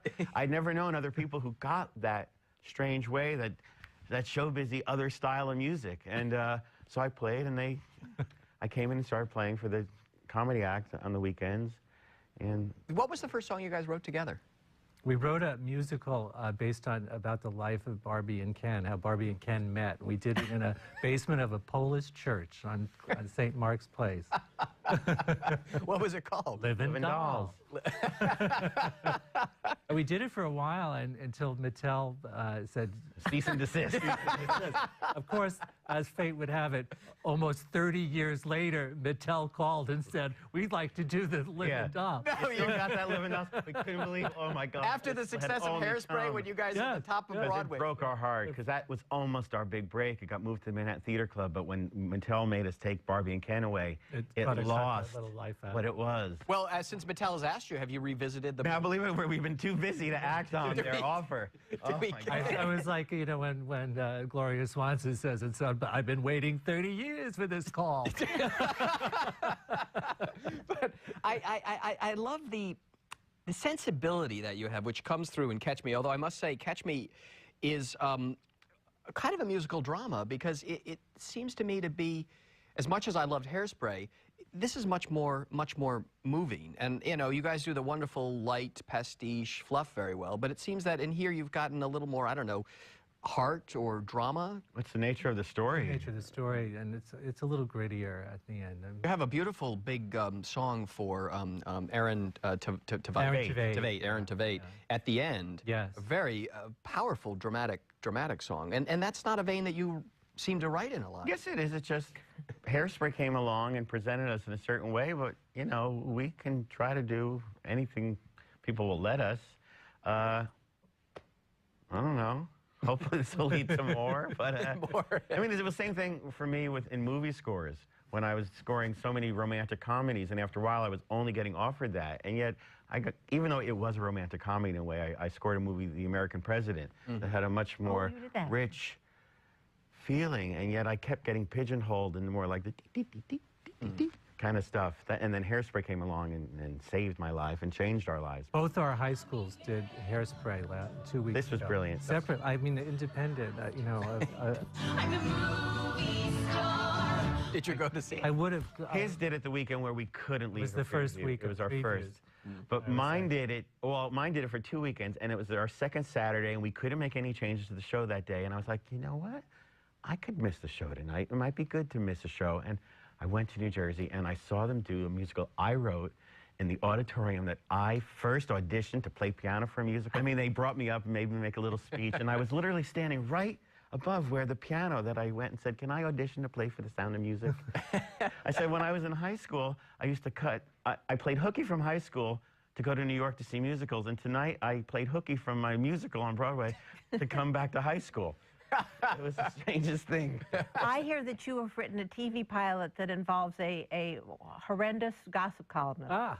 Yes, we've been doing a TV show a pilot called Smash, and Michael Riedel is actually referred to. He's like Waldo Lydecker and Laura. Oh, I love that. I think he's actually a plot point. Well, Teresa Rebeck has written the script with you guys, and she told me I'm going to use your name, you know, because we should say to people, it's about the out-of-town tryout of a big Broadway musical. Right. And Michael Riedel, the feared gossip columnist of the New York Post, is going to go see the musical, as I often do out of town. And Teresa wrote a line in there calling me a little Nazi. Yeah. And I did this for you. I had to sign a release for NBC and it says, you will be referred to as a, quote, little Nazi in this pilot, and you will not sue. You will like it. That's what we call fact-checking. And I sign it, but are you, who's going to play me? Well, later on you say something nice about the musical, and so she changed her tune, and she goes, actually, he doesn't get enough credit he's a really very smart guy. The character. Yeah. That's the way it goes. We write the musical that they're writing. So the other day we literally went from doing the Broadway musical, then we went to the rehearsal for the show about the Broadway musical. I felt like I was in a gay Inception. Larry Gelbart famously said that if Adolf Hitler was alive, he hopes he's doing a musical. Out of town. Can it be that difficult sometimes? Yes, I texted somebody last night, and I actually asked, if you write my obituary, please write cause of death, show business. Yeah, I can relate to that, yeah. Except you guys love it. I mean, the struggles, the... Yeah, but, you know, we have definitely on this one had every possible thing. Anything you wish to share? No, yeah, not at all. You can't just leave it out there like that. What's been the hardest, what's been the struggle on this show? It's just the normal It's a complicated story to tell on stage. It really is. It really is. And trying to find the right tone. It is a plot-heavy show. I mean, it's as simple as this. Comparing Hairspray and Catch Me, which are apples and oranges. But Hairspray basically was a musical in its original form. It had old songs, but it had songs and it had people who should sing and dance. So it was such a natural thing. And this just needed more work. And so with that work came a lot of different opinions. And just trying to all get on the same page is sometimes not as easy as it was on Hairspray, where the template was so already laid out. So even from the beginning of Hairspray, you guys were all on the, as Peter Stone, the old wonderful old Broadway writer, said, everyone has to be on the same level. Yes, and if you're not on the same level, you're going to have a show that competes against it. Yes. But we're very lucky because we had Jack O'Brien, Jerry Mitchell, Kenny Posner, David Rockwell, William Ivey Lung, Paul Huntley, it's Steve Kennedy. It's all that troupe. So we have such a shorthand together after they're all working on Hairspray together that it's just, you know, it's a wonderful way to go through the tech process and the directing process with them. William Goldman said in that great book, The Season, that I know you guys have read, that every show has to have the muscle, that ultimately somebody has to be calling the shots. Are you Shaman and Whitman? Are you guys the muscle on the Shaman and Whitman show? We're opinionated, but you know what, we respect. It's such a collaboration. Jack's a director, you know. Jack is a director. Jerry is the stage. It's such a collaboration, and unless you respect all those people, Who wins if there's a battle? I mean, who ultimately? I'd say we have tried everything. Everyone has gotten a chance to see what they thought, and there have been 1 or 2 previews that I would like to now get the numbers from Telecharge of everyone who was there and say, as my guest, I'm going to sneak you into the last 10 minutes of the show, because what you saw that night, I'd rather you saw what it now has become. But we tried everything, and we have really worked hard. Everyone on the team has really, really worked hard. There hasn't been a day or an hour we haven't been thinking, what else can we do? I mean, even when we leave you today, you're going back to... We're making a cut. 1 week before the show opens. We have a big cut going in today. So, you know, I mean, you just learn... The audience tells you that they're actually the muscle. Yeah, that's in the end, they tell you everything. That's right. And Peter, again, Peter Stone always said that you have to be able to listen to that audience and not resist them. Never. If they're resisting your show, because then you're sunk. You have to move with them as they moved with the show. I can feel it when I'm sitting there. We all feel it, and you just you know, hey, let's do this, and usually you end up hopefully it's the right decision. And now they have like focus groups for Broadway, which movies have had for a long terrifies time. me. Yeah. Whether it's your chat boards or focus groups, once the audience is telling you everything you need to know during the show. You don't, And that's the way it's been for hundreds of years. You don't need... We don't go on. You go to those focus? Once you start thinking about it, to write it down, and you're asked leading questions about, you know... I find chat rooms for me when it's not when people can't sign their name to a criticism, I don't respect it. It's like scrawling dirty words under a viaduct. I mean, if you can't say that you stink, sign so Michael Riedel, little Nazi. I mean, you do. I'll give you that. You put your name to it. Come on, people. But you go on those chat rooms because not as much, because finally I realized there was no winning this. I would go on it just to correct things that were not facts. Right. I figured I can go on. I could be like when Woody Allen pulls what's his name? I can't. Marshall McLuhan out. I can at least say that's not true. Yeah. And I'm there. I can tell you that that's not true. But then it starts the fighting about what I have said, and people saying, "Oh, you're a brown nose," and they start fighting them. And it's just not working. I have a policy like you. I don't respond. People can say whatever they want about me, and Lord knows they do on the thing. I never respond to it. No. Feeling, listen, you know, I dish it out, so I got to be able to. Be able to take it. But don't you want to know who's dishing it out? I know. Yeah, I mean that's the part. Yeah. I do know. You know. I do know because I know the name. I have the press agent I know has all the list of all the people. Wow. You'd be surprised. That's like Margot Lyon, Jack O'Brien. They're unbelievable. That's what we can't believe about nowadays. That everyone feels. On the Facebook pages, they just go into these long things. Someone's sister, someone's brother, someone's mother is reading that. I don't want to be a hypocrite. We're queens that dish about stuff, but you know, we know who we're talking with, and you watch what you say. That when we both were this, when I saw things at that age, we either loved them or liked them. I never went out of. I've never come out of a theater going. I mean, yes, you find things that are not right, but there's always some glorious moment in every show that you just that you say that was worth whatever I went through. So you weren't running to see the the great flops of the 60s and 70s. You were, but you know I was. We've talked about it. Of course. Well, before we wrap it up, then, and I know you love them all, but can you tell me your favorite all-time classic Broadway fiasco? Golden Rainbow. Golden Rainbow, and that was, who was in that? Steve and Edie. Oh, of course. Because by the second act, they stopped calling each other by the character names, and they would just say, "Steve, what do you think, Edie?" And they would just do it. But they were glorious, whatever it was. And yours? What? I don't think I have one. Because I am truly Pollyannish. Once I'm in a theater, I am happy. And we have a little treat now because I believe you guys are going to do a little sort of Ed Sullivan type variety hour number. Well, Fingers is over here. Fingers. As opposed to Mittens. You're going to dance this time? No, I'm chained to the piano. Okay. And I want to say this, I'm Michael Riedel, and welcome to the Hollywood Palace. With David Susskind. It has a little David Susskind David feeling. Susskind, exactly right. This is our Theater Talk's little version of our early 60s variety show with Shaman and Whitman.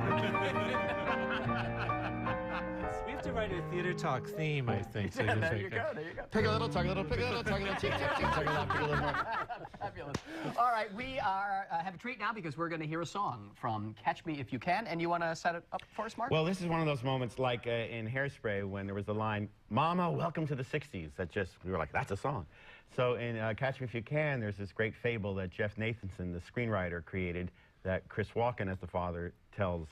It kind of sums up his way of looking at life, which is two little mice fell in a bucket of cream. The first mouse quickly gave up and drowned, but the second mouse, he struggled so hard, he churned that cream into butter and he walked out. I thought, that could be a song. I mean, that could be a song not unlike High Hopes, great Sammy Cahn, Jimmy Van Heusen song. They used to, you know, or A Fish is an Animal, all those kind of songs. I like this swing on a star, you know, using animals. So anyway, so we wrote this song. Two little mice of great renown fell in some milk and one proceeded to drown. The other one still the toast of the town, 'cause he made butter out of cream. He looked around, deduced his plight, said this is no way to spend a Saturday night. But he had the style to make things right, so he made butter out of cream.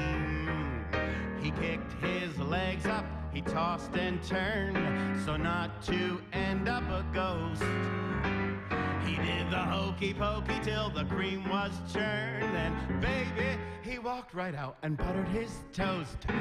Now he's on top, for goodness sakes. Yeah, he's the big cheese up at Land O'Lakes.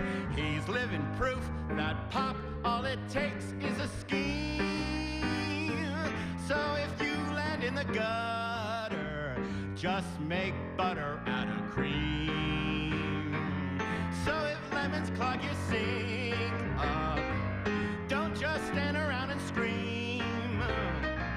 Spike some lemonade and drink up, and make butter out of cream.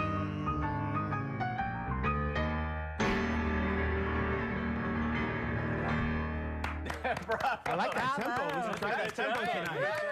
Where's my martini, my cigarette here on the Lux? Right under here. Lux Variety Hour. All right, the show is Catch Me If You Can at the Neil Simon Theater, written by our good friends Mark Shaman and Scott Whitman. Good luck, and here's to another big hit, boys. Thank you, Waldo Lydecker.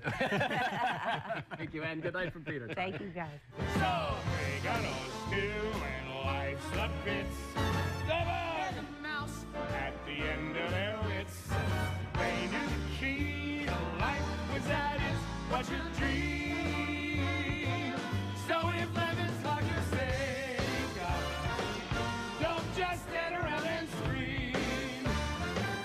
Spike some lemonade and drink up, and make butter out of cream. Just make butter out of cream. Make some butter out of cream. I hear what you're saying, son. I'll make butter out of cream.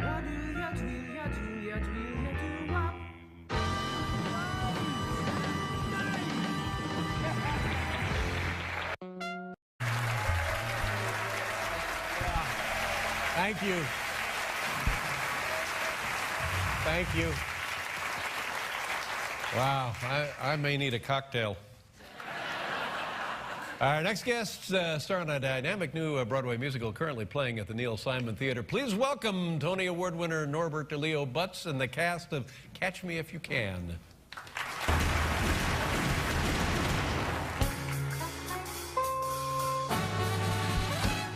It starts very early, once the baby toys are gone.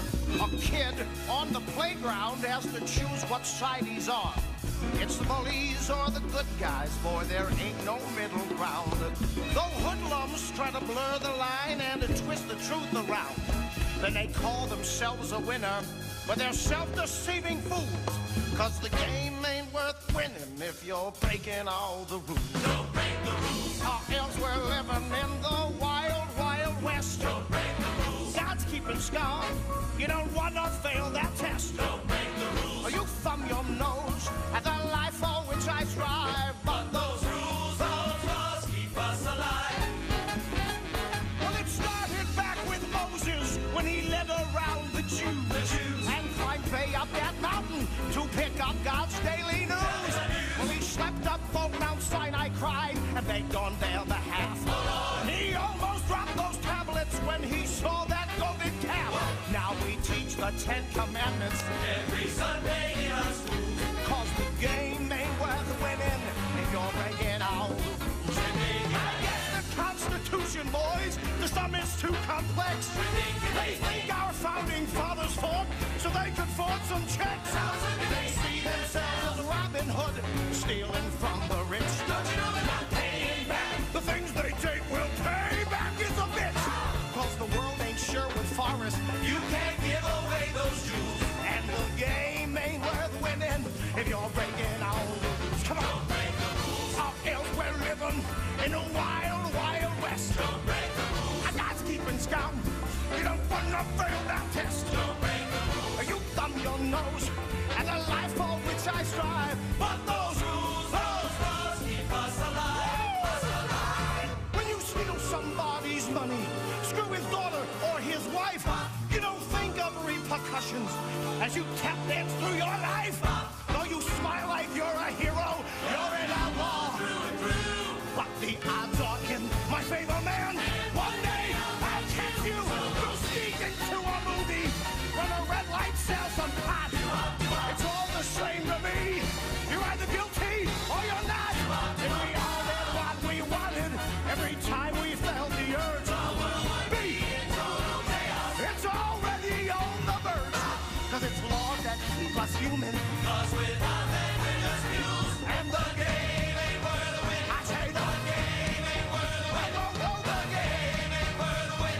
If we're breaking all the rules. Don't break the rules. Or else we're living in a wild, wild west. Don't break the rules. God's keeping scout.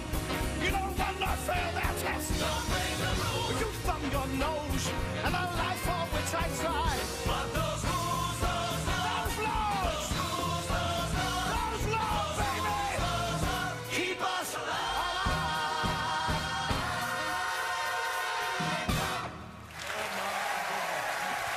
Oh my goodness. Huh? What? Hello. Oh, how about that? Oh my. Thank you so very much. Thank you so very much. Hello, Norbert Leo. Nice to see you. Thank you. Oh my goodness. Thank you.